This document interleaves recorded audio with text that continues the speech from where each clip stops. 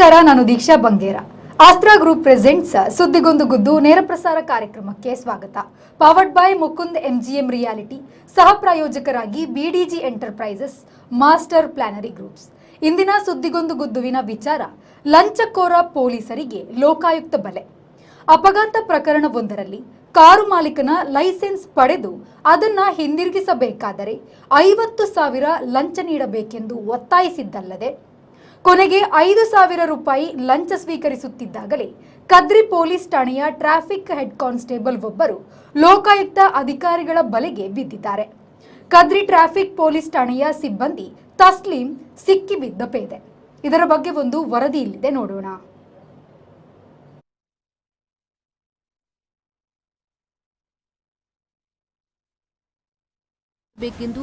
ಅಪಘಾತ ಪ್ರಕರಣವೊಂದರಲ್ಲಿ ಕಾರು ಮಾಲೀಕನ ಲೈಸೆನ್ಸ್ ಪಡೆದು ಅದನ್ನು ಹಿಂದಿರುಗಿಸಬೇಕಾದರೆ 50,000 ಲಂಚ ನೀಡಬೇಕೆಂದು ಸತಾಯಿಸಿದ್ದಲ್ಲದೆ ಕೊನೆಗೆ 5,000 ರೂಪಾಯಿ ಲಂಚ ಸ್ವೀಕರಿಸುತ್ತಿದ್ದಾಗಲೇ ಕದ್ರಿ ಪೊಲೀಸ್ ಠಾಣೆಯ ಟ್ರಾಫಿಕ್ ಹೆಡ್ ಕಾನ್ಸ್ಟೇಬಲ್ ಒಬ್ಬರು ಲೋಕಾಯುಕ್ತ ಅಧಿಕಾರಿಗಳ ಬಲೆಗೆ ಬಿದ್ದಿದ್ದಾರೆ. ಕದ್ರಿ ಟ್ರಾಫಿಕ್ ಪೊಲೀಸ್ ಠಾಣೆಯ ಸಿಬ್ಬಂದಿ ತಸ್ಲೀಂ ಸಿಕ್ಕಿಬಿದ್ದ ಪೇದೆ. ನಗರದ ನಂತೂರಿನಲ್ಲಿ ಕಾರು ಮತ್ತು ಸ್ಕೂಟರ್ ಮಧ್ಯೆ ಅಪಘಾತವಾಗಿತ್ತು. ಈ ಕುರಿತು ಕದ್ರಿ ಟ್ರಾಫಿಕ್ ಪೊಲೀಸ್ ಠಾಣೆಯಲ್ಲಿ ಪ್ರಕರಣ ದಾಖಲಾಗಿತ್ತು. ಕದ್ರಿ ಟ್ರಾಫಿಕ್ ಪೊಲೀಸ್ ಠಾಣೆಯ ಸಿಬ್ಬಂದಿ ತಸ್ಲೀಂ ಕಾರು ಮತ್ತು ಕಾರಿನ ದಾಖಲಾತಿಗಳನ್ನು ಪೊಲೀಸ್ ಠಾಣೆಗೆ ತಂದುಕೊಡುವಂತೆ ತಿಳಿಸಿದ್ರು.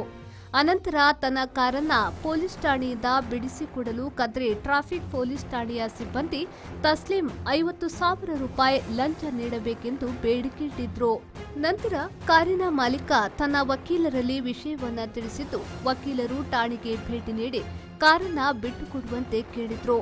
ಆಗ ಸದ್ರಿ ವ್ಯಕ್ತಿ ಕಾರನ್ನ ಸ್ವೀಕರಿಸಿರುತ್ತಾರೆ ಎಂದು ಸಹಿ ಪಡೆದುಕೊಂಡು ಕಾರನ್ನ ಪೊಲೀಸ್ ಠಾಣೆಯಿಂದ ಬಿಟ್ಟುಕೊಟ್ಟಿರಲಿಲ್ಲ.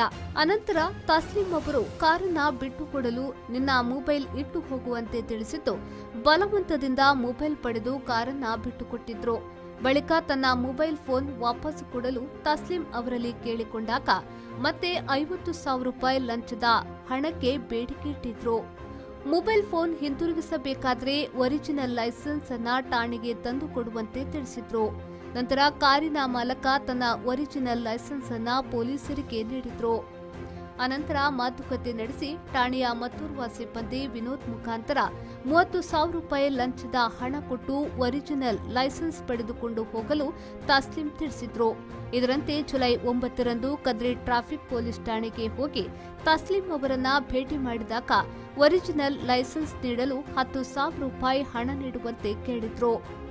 ಅದಕ್ಕೆ ಕಾರಿನ ಮಾಲಕರು ತನ್ನಲ್ಲಿ 500 ರೂಪಾಯಿ ಇದೆ ಎಂದಾಗ 5,000 ಇಲ್ಲದೆ ಠಾಣೆ ಕಡೆಗೆ ಬರಬೇಡ ಎಂದು ಬೈದು ಕಳಿಸಿದ್ರು. ಬಳಿಕ ಸ್ವಲ್ಪ ಕಡಿಮೆ ಮಾಡಿ ಎಂದು ಕೇಳಿದಾಗ ಒರಿಜಿನಲ್ ಲೈಸೆನ್ಸ್ ನೀಡಲು 5,000 ನೀಡಲೇಬೇಕು ಎಂದು ಒತ್ತಾಯ ಮಾಡಿದ್ದಾರೆ. ಕಾನೂನುಬದ್ಧವಾಗಿ ಮಾಡಬೇಕಾದ ಸರ್ಕಾರಿ ಕೆಲಸಕ್ಕೆ ಲಂಚ ನೀಡಿ ಕೆಲಸ ಮಾಡಿಸಿಕೊಳ್ಳಲು ಇಚ್ಛೆ ಇಲ್ಲದ ಕಾರಣ ಆ ವ್ಯಕ್ತಿ ಮಂಗಳೂರು ಲೋಕಾಯುಕ್ತ ಪೊಲೀಸ್ ಠಾಣೆಗೆ ದೂರು ನೀಡಿರುತ್ತಾರೆ. ಈ ಬಗ್ಗೆ ಮಂಗಳೂರು ಲೋಕಾಯುಕ್ತ ಪೊಲೀಸ್ ಠಾಣೆಯಲ್ಲಿ ಕದ್ರಿ ಟ್ರಾಫಿಕ್ ಪೊಲೀಸ್ ಠಾಣೆಯ ಸಿಬ್ಬಂದಿ ತಸ್ಲೀಂ ಮತ್ತು ವಿನೋದ್ ಎಂಬುವರ ವಿರುದ್ಧ ಪ್ರಕರಣ ದಾಖಲಾಗಿದೆ.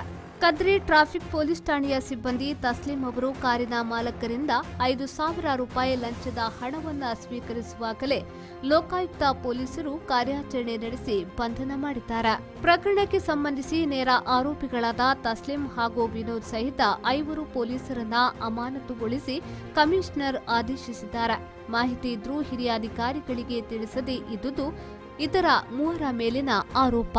ಲೋಕಾಯುಕ್ತ ಪ್ರಭಾರ ಎಸ್ಪಿ ಕುಮಾರಚಂದ್ರ ಮಾರ್ಗದರ್ಶನದಲ್ಲಿ ಮಂಗಳೂರು ಲೋಕಾಯುಕ್ತ ಪೊಲೀಸ್ ಠಾಣೆಯ ಪೊಲೀಸ್ ಉಪಾಧೀಕ್ಷಕ ಡಾ Gana P Kumar, Suresh Kumar P, police ನಿರೀಕ್ಷಕಿ ಭಾರತಿ ಜಿ, ಚಂದ್ರಶೇಖರ್ ಕೆಎನ್ ಅವರು ಸಿಬ್ಬಂದಿಗಳ ಜೊತೆ ಟ್ರ್ಯಾಪ್ ಕಾರ್ಯಾಚರಣೆ ಕೈಗೊಂಡಿದ್ರು.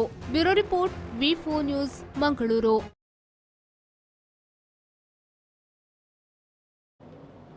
ಇದರ ಬಗ್ಗೆ ಮಾತನಾಡೋದಕ್ಕೆ ಹಿರಿಯ ಪತ್ರಕರ್ತರಾದಂತಹ ಮೋಹನ್ ಬೋಳಂಗಡಿ ಸರ್ ಇದ್ದಾರೆ. ಸರ್, ಕಾರ್ಯಕ್ರಮಕ್ಕೆ ಸ್ವಾಗತ. ಸರ್, ಈಗ ಸರ್ಕಾರಿ ಅಧಿಕಾರಿಗಳು ಲಂಚಕ್ಕೆ ಬೇಡಿಕೆ ಇಡ್ತಾ ಇರೋದು ಏನು ಹೊಸದಲ್ಲ. ಸರ್ಕಾರಿ ಸಂಬಳ ಪಡೆಯುವವರು ಲಂಚಕ್ಕೆ ಬೇಡಿಕೆ ಇಡುತ್ತಿರೋದು ಒಂಥರ ಅಜೀಬಾಗಿ ಕಾಣಿಸ್ತಾ ಇದೆ. ಸರ್, ಇದ್ರ ಬಗ್ಗೆ ನೀವೇನು ಹೇಳ್ತೀರಾ? ನೋಡಿ, ಸರ್ಕಾರಿ ಇಲಾಖೆಯ ಅಧಿಕಾರಿಗಳಲ್ಲಿ ಹೌದು, ಲಂಚ ಎನ್ನುವುದು ಹಾಸುಹೊಕ್ಕಾಗಿದೆ. ಯಾಕಂತ ಹೇಳಿದರೆ ಅವರು ಆ ಸ್ಥಾನಕ್ಕೆ ಬರಬೇಕಾದ್ರೆ ಅವರು ಇನ್ನೊಬ್ಬರಿಗೆ ಆ ಲಂಚ ಕೊಟ್ಟು ಬಂದಿರ್ತಾರೆ ಅಂತ ಹೇಳಿದ್ರು. ಅವ್ರು ಕೊಟ್ಟು ಬಂದಿರೋದಕ್ಕೆ ಇವರು ಇಲ್ಲಿ ಬಂದು ಅದನ್ನು ರಿಕವರಿ ಮಾಡ್ತಾರೆ ಅಂತ ಹೇಳಿ.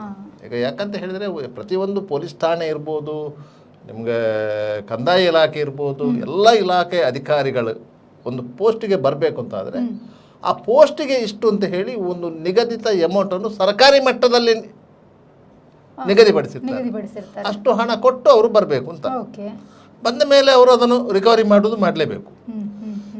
ಇಲ್ಲ ಇದ್ರೆ ನಿಮಗೆ ಕೆಲಸಕ್ಕೆ ಬಾರದಂಥ ಇಲಾಖೆಗಳು ಇರ್ತದೆ, ಮತ್ತು ಅದಕ್ಕೆ ಸಂಬಂಧಪಟ್ಟ ಹುದ್ದೆಗಳಿರ್ತದೆ. ಆ ಹುದ್ದೆಗಳಿಗೆ ಅವರನ್ನು ಸೀಮಿತಗೊಳಿಸ್ತಾರೆ. ನಿಮಗೊಂದು ಸಣ್ಣ ಉದಾಹರಣೆ ಹೇಳ್ತಾರೆ. ಮಂಗಳೂರು ನಗರದಲ್ಲಿ ಒಬ್ಬರು ASP ಇದ್ರು, IPS ಅಧಿಕಾರಿ, ಪ್ರಶಾಂತ್ ಕುಮಾರ್ ಠಾಕೂರ್ ಅಂತೇಳಿ. ಅವರ ಗ್ರಹಚಾರ ಏನಾದರೂ ನೆಟ್ಟಗಿದ್ರೆ ಇವತ್ತು ಕರ್ನಾಟಕ ರಾಜ್ಯದಲ್ಲಿ DG ಆಗಬೇಕಿತ್ತು. ಅವರು ಈಗಿನ DG ಯಾರಿದ್ದಾರೆ ಅವ್ರಿಗಿಂತ ಇವರು ಸೀನಿಯರ್, ಉನ್ನತ ಹುದ್ದೆಯಲ್ಲಿ ಅವ್ರಿಗಿಂತ ಸೀನಿಯರ್ ಅವರು. ಆಯ್ತಾ? ಆದರೆ ಅವರನ್ನು ಬೈಪಾಸ್ ಮಾಡಿ ಈಗ DG MS ಸಲೀಂ ಅವರನ್ನು DG ಮಾಡಿದೆ ಸರ್ಕಾರ. ಯಾಕಂತ ಹೇಳಿದರೆ ಈ ಪ್ರಶಾಂತ್ ಕುಮಾರ್ ಠಾಕೂರು ಇಷ್ಟು ವರ್ಷದ 36 ವರ್ಷಗಳ ಅವರ ಸುದೀರ್ಘ ಸೇವಾವಧಿಯಲ್ಲಿ ಯಾವುದೇ ರಾಜಕಾರಣಿಗಳ ಹತ್ರ ಅವರು ಯಾವುದೇ ಬೇಡಿಕೆಯನ್ನು ಇಟ್ಟವರಲ್ಲ. ಯಾವುದೇ ರಾಜಕಾರಣಿಗಳು ಯಾವುದೇ ರೀತಿಯಲ್ಲಿ ಕಾನೂನು ಬಾಹಿರ ಕೆಲಸಗಳಿಗೆ ಸಂಬಂಧಪಟ್ಟ ಹಾಗೆ ಅವರನ್ನು ಸಂಪರ್ಕ ಮಾಡಿದರೆ ಅವರು ಖಂಡ ತುಂಡವಾಗಿ ಅದನ್ನು ವಿರೋಧಿಸ್ತಾ ಇದ್ರು. ಆದ್ದರಿಂದ ಆದ್ದರಿಂದ ಅಂಥ ಒಬ್ಬ ಅಧಿಕಾರಿ ಆರಂಭದಲ್ಲಿ IPS ಪಾಸ್ ಆಗಿ ಟ್ರೈನಿಂಗ್ ಮುಗಿಸ್ಕೊಂಡು ಫಸ್ಟ್ ಪೋಸ್ಟಿಂಗ್ ಆದ್ದೇ ಮಂಗಳೂರು ASP ಆಗಿ ಫಸ್ಟ್ ಪೋಸ್ಟಿಂಗ್ ಆಗಿರೋದು. ಈ ಕರ್ನಾಟಕ ಬ್ಯಾಂಕಿನ ಒಂದು ದೊಡ್ಡ ಹಗರಣವನ್ನು ಆ ಕಾಲದಲ್ಲಿ ತನಿಖೆ ಮಾಡಿದವು. ಆಯಿತಾ? ಇಲ್ಲಿ ಆರ್ಯ ಸಮಾಜದಲ್ಲಿ ನಡೀತಿದ್ದಂಥ ಒಂದು ಲೈಂಗಿಕ ಹಗರಣವನ್ನು ಅವರು ಬಯಲಿಗೆಳೆದಂಥ ಅಧಿಕಾರಿ ಅಂಥ ಅಧಿಕಾರಿ ಇಲ್ಲಿಂದ ಅವರು ಪ್ರಮೋಷನ್ ಆಗಿ ಹೋದ ಮೇಲೆ SP ಆಗಿ ಹೋದ ಮೇಲೆ ಬೆಂಗಳೂರು ರೂರಲ್ ಡಿಸ್ಟಿಕ್ನಲ್ಲಿ SP ಆಗಿದ್ದರು. ಅದನಂತರ ಅವರಿಗೆ ಯಾವುದೇ ಎಕ್ಸಿಕ್ಯೂಟಿವ್ ಪೋಸ್ಟ್ ಕೊಡಲೇ ಇಲ್ಲ, ಇವತ್ತಿನವರೆಗೂ ಕೊಡಲಿಲ್ಲ. ಅವರು ಇವತ್ತು ಸಹ ಅಗ್ನಿಶಾಮಕ ದಳದ DG ಆಗಿದ್ದಾರೆ. ಯಾಕಂದರೆ ಅವರಿಗೆ ಯಾವುದಾದ್ರು ಎಕ್ಸಿಕ್ಯೂಟಿವ್ ಪೋಸ್ಟ್ ಕೊಟ್ಟರೆ ಅವರು ಸರ್ಕಾರ ಏನು ಹೇಳ್ತದೆ ಅದನ್ನು ಮಾಡಲ್ಲ, ಅವರು ಕಾನೂನು ಏನು ಹೇಳ್ತದೆ ಅದನ್ನು ಮಾತ್ರ ಮಾಡ್ತಾರೆ. ಹಾಗೆ ಅದರಿಂದಾಗಿ ಅಂಥ ಅಧಿಕಾರಿಗಳನ್ನು ಆ ರೀತಿಯಾಗಿ ಮೂಲೆ ಗುಂಪು ಮಾಡುವಂಥದ್ದು ವ್ಯವಸ್ಥೆ ಇದೆ. ಅದಕ್ಕೆ ಬೇಕಾಗಿ ಸರ್ಕಾರಿ ಅಧಿಕಾರಿಗಳು ಏನು ಮಾಡ್ತಾರೆ ಅಂತ ಹೇಳಿದರೆ ಆಯಕಟ್ಟಿನ ಜಾಗಕ್ಕೆ ಬರಲಿಕ್ಕೆ ಸಂಬಂಧಪಟ್ಟವರಿಗೆ ಏನಾದರೂ ಕಾಣಿಕೆಗಳನ್ನು ಸಲ್ಲಿಸಿ ಬರ್ತಾರೆ, ಆ ಕಾಣಿಕೆಗಳನ್ನು ಇಲ್ಲಿ ವಸೂಲು ಮಾಡ್ತಾರೆ. ಆದ್ದರಿಂದಾಗಿ ಅಲ್ಲಿ ಸರ್ಕಾರಿ ಅಧಿಕಾರಿಗಳಲ್ಲಿ ಭ್ರಷ್ಟಾಚಾರವನ್ನು ನಿಲ್ಲಿಸಲಿಕ್ಕೆ ಸಾಧ್ಯ ಆಗೋದಿಲ್ಲ ಅಂತ ಹೇಳಿ. ಮತ್ತೆ ಅದರ ಬಗ್ಗೆ ಒಂದು ಅವೇರ್ನೆಸ್ ಇರಬೇಕು ಮತ್ತು ಅಧಿಕಾರಿಗಳಲ್ಲಿ ಒಂದು ರೀತಿಯ ಭಯ ಇರಬೇಕು ಅಂತ ಹೇಳಿ ಲೋಕಾಯುಕ್ತ ಅಂತ ಒಂದು ಭ್ರಷ್ಟಾಚಾರ ನಿಗ್ರಹ ಸಂಸ್ಥೆಯನ್ನು ಸ್ಥಾಪನೆ ಮಾಡಿರುವಂಥದ್ದು. ರಾಮಕೃಷ್ಣ ಹೆಗಡೆ ಅವರು ಮುಖ್ಯಮಂತ್ರಿ ಆಗಿದ್ದಂಥ ಸಂದರ್ಭದಲ್ಲಿ ಆ ವಿಭಾಗವನ್ನು ಸ್ಥಾಪನೆ ಮಾಡಿದ್ರು. ಅದರಲ್ಲಿ ಒಂದು ಪೊಲೀಸ್ ಇಲಾಖೆ ಇದೆ. ಆ ಪೊಲೀಸ್ ಇಲಾಖೆಗೆ ಈ ರೆಗ್ಯುಲರ್ ಪೊಲೀಸ್ ಇಲಾಖೆಯಿಂದಲೇ ಲೋಕಾಯುಕ್ತಕ್ಕೂ ಪೋಸ್ಟಿಂಗ್ ಆಗೋದು. ಆಯಿತಾ? ಈಗ ಮಂಗಳೂರು ಲೋಕಾಯುಕ್ತದಲ್ಲಿ ಗಾನಾ ಪಿ ಕುಮಾರ್ ಅಂತ ಹೇಳಿ DSP ಇದ್ದಾರೆ.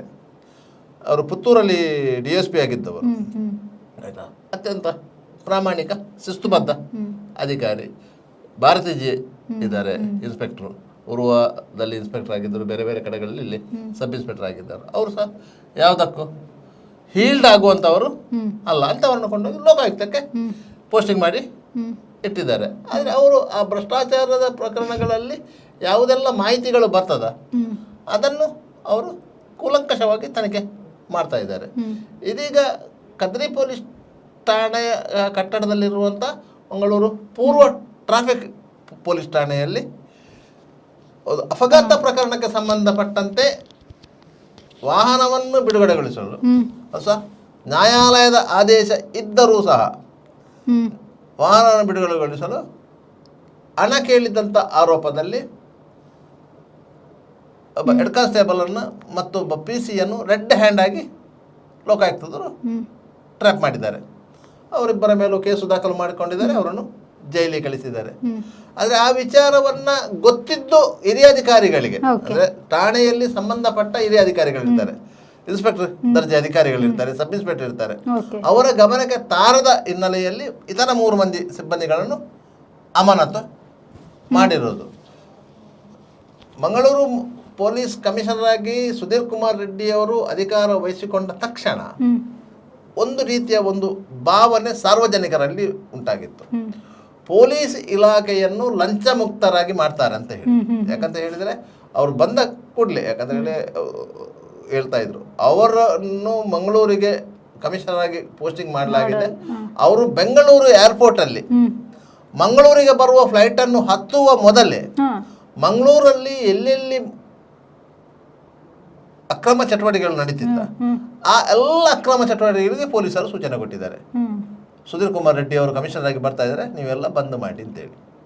ಯಾಕಂದ್ರೆ ಯಾವುದೆಲ್ಲ ಬೋರ್ಡ್ ಹಾಕಿಕೊಂಡು ಅಕ್ರಮ ವ್ಯವಹಾರ ಮಾಡ್ತಾ ಇದ್ದ, ಯಾವುದೆಲ್ಲ ಬೋರ್ಡ್ ಹಾಕಿಕೊಂಡು ಅಕ್ರಮ ವ್ಯವಹಾರ ಮಾಡ್ತಾ ಇದ್ದದನ್ನು ಅದನ್ನೆಲ್ಲ ನಿಲ್ಲಿಸಿದ್ರು. ಬೋರ್ಡ್ ಹಾಕೊಂಡು ಮಾಡ್ತದನ್ನು ಅದು ಬಿಟ್ಟರೆ ಬೇರೆ ಯಾವುದನ್ನು ನಿಲ್ಲಿಸಲಿಲ್ಲ. ಅದ್ಯಾಕಂದ್ರೆ ಅದು ಪೊಲೀಸರಿಗೆ ಸ್ಪಷ್ಟವಾದ ಮಾಹಿತಿಗಳು ಇದ್ದಂಥದ್ದು. ಯಾಕಂದ್ರೆ ಅವ್ರಿಗೆ ತಿಂಗಳು ಅಲ್ಲಿಂದ ಕಪ್ಪ ಕಾಣಿಕೆಗಳು ಹೋಗ್ತಾ ಇತ್ತು. ಆದ್ದರಿಂದ ಒಬ್ಬ ಪೊಲೀಸ್ ಇನ್ಸ್ಪೆಕ್ಟರ್ ಈ ತಿಂಗಳದ್ದು ಏನಿಲ್ಲಪ್ಪ ಮುಗಿಸುವಂತ ನಿಲ್ಲಿಸುವಂತ ಹೇಳಿದ ಕೂಡಲೇ ಅವನ ಬಾಗಿಲು ಖಂಡಿತ ಆಗ್ತಾನೆ. ಯಾಕಂದ್ರೆ ಇಲ್ಲಿ ಈ ತರ ಆಗ್ತಿರೋದು ಒಬ್ಬ ಪೊಲೀಸಿಗೂ ಗೊತ್ತು, ಪ್ರತಿಯೊಬ್ಬರಿಗೂ ಗೊತ್ತು. ಹಾಗಾದ್ರೆ ಕರಪ್ಷನ್ ಇರೋದೇ ಪೊಲೀಸರು ಅಂತ. ಹೌದು, ಆ ಇಲಾಖೆಯ ಒಳಗೆ ಆ ಕರಪ್ಷನ್ ತುಂಬಿ ತುಳುಕ್ತಾ ಇದೆ. ಅದನ್ನು ನಿಯಂತ್ರಣ ಮಾಡ್ಲಿಕ್ಕೆ ಸಾಧ್ಯನೇ ಆಗುದಿಲ್ಲ. ನಿಮ್ಗೆ ಅದನ್ನು ನಿಯಂತ್ರಣ ಮಾಡ್ಲಿಕ್ಕೆ ಸಾಧ್ಯನೇ ಆಗುದಿಲ್ಲ. ಮತ್ತೆ ನಾವು ಪ್ರತಿಯೊಬ್ಬ ಅಧಿಕಾರಿಯನ್ನು ನೀವು ವಿಚಾರಿಸಬೇಕಾದ್ರೆ ಅವರಷ್ಟು ಪ್ರಾಮಾಣಿಕರು ಯಾರೂ ಇಲ್ಲ ಅಂತ ಹೇಳ್ಬೇಕು. ಆದ್ರೆ ಅವರ ಪ್ರಾಮಾಣಿಕತೆ ಯಾವಾಗ ಬೆಳಕಿಗೆ ಬರ್ತದೆ ಅಂತ ಹೇಳಿದ್ರೆ ಇಂತಹ ಘಟನೆಗಳು ನಡೆದಾಗ, ಸಾರ್ವಜನಿಕವಾಗಿ ಚರ್ಚೆಗೆ ಒಳಪಟ್ಟಾಗ. ಇಲ್ಲದ್ರೆ ಗೊತ್ತಾಗೋದಿಲ್ಲ. ಒಬ್ಬ ಇನ್ಸ್ಪೆಕ್ಟರ್ ಠಾಣೆಯಲ್ಲಿ ಕೂತುಕೊಂಡು ಒಂದು ಸಿವಿಲ್ ಮ್ಯಾಟರ್ ಅನ್ನು ಡೀಲ್ ಮಾಡ್ತಾನಂತ ಆದ್ರೆ ಅವ ಅದರಲ್ಲಿ ರುಷವತ್ತು ತಗೊಂಡಿದ್ದಾನೆ ಅಂತಲೇ ಅರ್ಥ. ಇಲ್ಲಾಂದ್ರೆ ಸಿವಿಲ್ ಮ್ಯಾಟ್ರಿಗೂ ಪೊಲೀಸ್ ಠಾಣೆಗೂ ಯಾವುದೇ ಸಂಬಂಧ ಇಲ್ಲ. ಹಿರಿಯ ಪೊಲೀಸ್ ಅಧಿಕಾರಿಗಳು ಸ್ಪಷ್ಟವಾಗಿ ಹೇಳಿದ್ದಾರೆ, ಪೊಲೀಸ್ ಠಾಣೆಗಳನ್ನು ನೀವು ಪಂಚಾಯತಿ ಕಟ್ಟೆ ಮಾಡಬೇಡಿ ಅಂತ ಹೇಳಿ.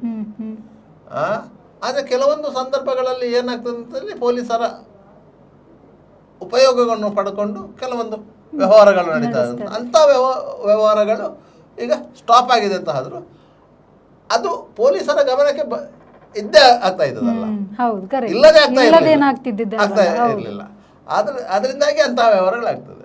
ಈಗ ಇದೇ ಪ್ರಕರಣವನ್ನು ಇಟ್ಟುಕೊಂಡು ನೋಡಿ, ಒಂದು ಟ್ರಾಫಿಕ್ ಪೊಲೀಸ್ ಸ್ಟೇಷನ್ನಲ್ಲಿ ಕನಿಷ್ಠ 1 ಇಲ್ಲದ್ರೆ 2 ಅಪಘಾತ ಪ್ರಕರಣಗಳು ದಾಖಲಾಗ್ತದೆ. ಅದರಲ್ಲಿ ಯಾರಿಗಾದರೂ ಗಾಯ ಆದರೆ, ಆಕ್ಸಿಡೆಂಟ್ ಅಲ್ಲಿ ಗಾಯ ಆದರೆ ನೀವು FIR ದಾಖಲೆ ಮಾಡ್ಕೊಳ್ಳೇಬೇಕು. ಅದು 179, 337, 338 ಅಂತ ಹೇಳಿ ಸೆಕ್ಷನ್ಗಳಿವೆ. ಈಗ BNS ಅಲ್ಲಿ ಬೇರೆ ಇದೆ, IPS ಅಲ್ಲಿ ಆ ಸೆಕ್ಷನ್ಗಳಿತ್ತು. ಆಯ್ತಾ, ಆಕ್ಸಿಡೆಂಟ್ ಆಗಿ ಡೆತ್ ಆದರೆ 304A ಅಂತ ಇತ್ತು. ಆಯ್ತಾ, ಒಂದು ವೇಳೆ ಗಾಯಗಳೇ ಆಗಿಲ್ಲ, ಕೇವಲ ವಾಹನ ಡ್ಯಾಮೇಜ್ ಆಗಿದೆ ಅಷ್ಟೇ ಅಂತಾದರೆ ಅದು 184 ಅಲ್ಲಿ ನೋಟಿಸ್ ಕೊಟ್ಟು ಫೈನ್ ಕಟ್ಟಿಸ್ಕೊಳ್ಳುವುದು. ಇಷ್ಟು ಬಿಟ್ಟರೆ ಬೇರೆ ಏನು ಇಲ್ಲ. ಆದರೆ ಪೊಲೀಸರು ಏನು ಮಾಡ್ತಾರೆ ಅಂತ ಹೇಳಿದರೆ 184 ಮಾಡುವಂತಹ ಪ್ರಕರಣವನ್ನೇ ದೂರುದಾರರಿಗೆ ಇಲ್ಲದ್ರೆ ಇವರಿಗೆ ಅಕ್ಯೂಸ್ಡ್ ಪಾರ್ಟಿಗೆ ಎದುರಿಸ್ತಾರೆ. ನೋಡಿ, FIR ಮಾಡಬೇಕು ನಾವು. ಇದನ್ನು FIR ಮಾಡಿದ ಕೂಡಲೇ ಕೇಸ್ ಆಗುತ್ತೆ. ಕೇಸ್ ಆದ ಕೂಡಲೇ ನೀವು ಕೋರ್ಟಿಗೆ ಹೋಗಬೇಕು. ಇಲ್ಲ, ನಾವು ಇಲ್ಲಿ ರಾಜ್ಯದಲ್ಲಿ ಮುಗಿಸುವ, ಒಂದು 10,000 ಕೊಡಿ, ನಾವು ರಾಜ್ಯದಲ್ಲಿ ಮುಗಿಸುವ, ಮತ್ತೆ ನಾವೊಂದು ನೋಟಿಸ್ ಕೊಡ್ತೇವೆ. ಆ ನೋಟಿಸ್ ಕೋರ್ಟಲ್ಲಿ ಬೇಕಾದ್ರೆ ಫೈನ್ ಕಟ್ಟಬಹುದು, ಇಲ್ಲಾಂದ್ರೆ ಇಲ್ಲಿ ಹಣ ಕೊಟ್ಟರೆ ನಾವು ನಮ್ಮ ಸಿಬ್ಬಂದಿ ಹೋಗಿ ಕೋರ್ಟಿಗೆ ಫೈನ್ ಕಟ್ತಾರೆ, ಅಲ್ಲಿಗೆ ಕೇಸ್ ಮುಗೀತಂತ. ಕೋರ್ಟಿಗೆ ಫೈನ್ ಕಟ್ಟುವುದು ಕಾನೂನು ಬದ್ಧವೇ. ಅದಕ್ಕಿಂತ ಮೇಲೆ 10,000 ನಿಮಗೆ ಉಪಕಾರ ಮಾಡಿದ ರೀತಿಯಲ್ಲಿ ಹೇಳುವುದು. FIR ಮಾಡಬೇಕಾದಂಥ ಪ್ರಕರಣವನ್ನು ನಾವು ರಾಜ್ಯದಲ್ಲಿ 10,000 184 ಅಲ್ಲಿ ಮುಗಿಸಿದ್ದೇವೆ ಅಂತ ಹೇಳಿ. 10,000ದಲ್ಲಿ ಅಲ್ಲ, 184 ಅಲ್ಲಿ ಮುಗಿಸಿದ್ದೇವೆ. ಅವರು ಆ ಪ್ರಕರಣವನ್ನು 184 ಬಿಟ್ಟರೆ ಬೇರೆ ಯಾವುದರಲ್ಲಿ ಮಾಡಲಿಕ್ಕೆ ಆಗುವುದೇ ಇಲ್ಲ. FIR ಮಾಡಲಿಕ್ಕೆ ಆಗುದಿಲ್ಲ, 184 ಮಾಡಬೇಕು. ಅದು ಅಜಾಗ್ರತೆಯಿಂದ ಚಲಾಯಿಸಿಕೊಂಡು ಪರಸ್ಪರ ವಾಹನಗಳನ್ನು ಡಿಕ್ಕಿ ಹೊಡೆದದ್ದು. ಇದರಲ್ಲಿ ಯಾವುದೇ ಗಾಯಗಳಾಗಿರುವುದಿಲ್ಲ, ಇದರಲ್ಲಿ ರ್ಯಾಷನ್ ನೆಗ್ಲಿಜೆನ್ಸಿ ಮಾತ್ರ ಇರುವುದು ಅಂತ. ಅಂತಹ ಪ್ರಕರಣದಲ್ಲೇ ಇವರು ಇಷ್ಟೊಂದು ವಸೂಲು ಮಾಡ್ತಾರೆ. ಅದು ಆಕ್ಚುಲಿ ಇದಕ್ಕೆ ಕಾರಣ ನಾವೇ ಆಗಿರ್ಬೋದು. ಯಾಕಂತಂದ್ರೆ ನಮಗೊಂದಿಷ್ಟು ಮಾಹಿತಿ ಇಲ್ಲದೆ ಮಾಹಿತಿಗಳ ಕೊರತೆ, ಈ ಸೆಕ್ಷನ್ ಅಲ್ಲಿ ಈ ತರ ಇದೆ ಅನ್ನೋದು ನಮಗೆ ಗೊತ್ತಿಲ್ಲ. ಅದೇ ಸಮಸ್ಯೆ ಅನ್ಸುತ್ತೆ. ಮಾಹಿತಿಗಳ ಕೊರತೆ. ನಿಮ್ಗೆ ಈಗ ಇಷ್ಟು ಕಾಂಟ್ರಾಕ್ಟ್ ಗ್ಯಾರೇಜ್ ಬಸ್ಸುಗಳು ಮಂಗಳೂರಿಂದ ಬೆಂಗಳೂರಿಗೆ ಡೈಲಿ ಟ್ರಿಪ್ ಮಾಡ್ತಾ ಇದೆಯಲ್ಲ, ಡೈಲಿ ಟ್ರಿಪ್ ಮಾಡ್ತಾ ಇದೆಯಲ್ಲ, ಅದಕ್ಕೆ ಪರ್ಮಿಟ್ ಇದೆ ಅಂತ ಅನ್ಸ್ಕೊಂಡ್ರ? ಇಲ್ಲ. ಕಾಂಟ್ರಾಕ್ಟ್ ಗ್ಯಾರೇಜ್ ಪರ್ಮಿಟ್ ಇರೋದು, ಕಾಂಟ್ರಾಕ್ಟ್ ಗ್ಯಾರೇಜ್ ಪರ್ಮಿಟ್ ಇದ್ದು ರೂಲ್ಸ್ ಆ್ಯಂಡ್ ರೆಗ್ಯುಲೇಷನ್ಸ್ ಹೇಗಿರೋದು, ಒಂದು ಬಸ್ಸನ್ನು ಒಬ್ಬ ಬುಕ್ ಮಾಡಬೇಕು, ಅದರಲ್ಲಿ 50 ಮಂದಿಯನ್ನು ಕರ್ಕೊಂಡು ಹೋಗಬೇಕು. ಇದು rules and regulations contract garage ಇದ್ದು. ಇಲ್ಲಿ ನೀವು ಇಂಡಿವಿಜುವಲ್ ಆಗಿ ಟಿಕೆಟ್ ಹೇಗೆ ಇಶ್ಯೂ ಮಾಡ್ತೀರಿ? ಅದೇ ಅದು ಅಕ್ರಮ. ನೀವು ಯಾವುದೇ ಪೊಲೀಸರು ಆ ಬಸ್ಸನ್ನು ನಿಲ್ಲಿಸಿ ಆ ಬಸ್ಸಿನ ಮೇಲೆ ಕೇಸ್ ಹಾಕಬಹುದು. ಸಾರಿಗೆ ಇಲಾಖೆಯವರು ಕೇಸ್ ಹಾಕಬಹುದು. ಅದು ಯಾಕೆ ಹಾಕುವುದಿಲ್ಲ, ಯಾಕೆ ಹಾಕುವುದಿಲ್ಲ ಅಂತ ಹೇಳಿದರೆ ಅವರಿಗೆ ಪ್ರತಿ ತಿಂಗಳು ಒಂದು ಬಸ್ಸಿನವರು ಇಷ್ಟಿಷ್ಟು ಕೊಡಬೇಕು. ಇಲ್ಲಿಂದ ಬೆಂಗಳೂರಿಗೆ ಎಷ್ಟು ಪೊಲೀಸ್ ಸ್ಟೇಷನ್ಗಳಿವೆ ರೋಡ್ ಸೈಡಲ್ಲಿ? ಕನಿಷ್ಠ ಒಂದು 50 ಪೊಲೀಸ್ ಸ್ಟೇಷನ್ಗಳು ಸಿಗ್ತವೆ. 50 ಪೊಲೀಸ್ ಸ್ಟೇಷನ್ ತಿಂಗಳಿಗೆ 1,000 ಕೊಡಬೇಕು ಅವರು. ನಮಗೆ 1,000 ಒಂದು ಬಸ್ಸಿನವನಿಗೆ, ಬಸ್ಸಿನವನಿಗೆ 1,000. ಆದರೆ ಅವನಿಗಲ್ಲಿ 100 ಬಸ್ಸು 1 ಲಕ್ಷ ಆಯಿತು. ಇದು ವ್ಯವಸ್ಥೆ. ಅಂತ ವ್ಯವಸ್ಥೆಗೆ ನಾವು ಒಗ್ಗಿಕೊಂಡು ಹೋಗಿದ್ದೇವೆ ಅಂತೇಳಿ. ಇದೇ ರೀತಿ ನಂತೂರಲ್ಲಿ ನಡೆದ ಆಕ್ಸಿಡೆಂಟ್ ಅಲ್ಲಿ 2 ವಾಹನಗಳು ಪರಸ್ಪರ ಡಿಕ್ಕಿ ಹೊಡೆದಂಥದ್ದು ಆಯ್ತಾ. ಅದರಲ್ಲಿ ಕೇಸ್ ಆಗಿದೆ. ಕೇಸ್ ಆದಾಗ 2 ವಾಹನಗಳು ಪೊಲೀಸರು ಅದನ್ನು ಸೀಸ್ ಮಾಡ್ತಾರೆ. ಸೀಸ್ ಮಾಡಿದ ಮೇಲೆ ಅದಕ್ಕೆ ಒಂದು MU ಇನ್ಸ್ಪೆಕ್ಷನ್ ಅಂತ ಆಗ್ಲಿಕ್ಕಿದೆ. ನಿಮ್ಗೆ ಇಡೀ ಪೊಲೀಸರು ದುಡ್ಡು ಕೀಳುವುದು ಎಲ್ಲಿಂದ ಹೇಳ್ತೇನೆ. ಆ MU ಇನ್ಸ್ಪೆಕ್ಷನ್ಗೆ ರಿಕ್ರೂಷನ್ ಕೊಡುವುದರಲ್ಲಿ ಮೋಟರ್ ವೆಹಿಕಲ್ ಇನ್ಸ್ಪೆಕ್ಟರ್ಗೆ ಒಂದು ರಿಕ್ರೂಷನ್ ಕೊಡ್ಲಿಕ್ಕಿದೆ. ಅಲ್ಲಿ ದುಡ್ಡು ಕೀಳಲಿಕ್ಕೆ ಸ್ಟಾರ್ಟ್ ಮಾಡ್ತಾರೆ. ಅಲ್ಲಿ ದುಡ್ಡು ಸಿಕ್ಕಿತು ಅಂತ ಆದ ಮೇಲೆ ಅವರು ಪ್ರತಿಯೊಂದಕ್ಕೂ ದುಡ್ಡು ಕೇಳ್ತಾ ಹೋಗ್ತಾರೆ.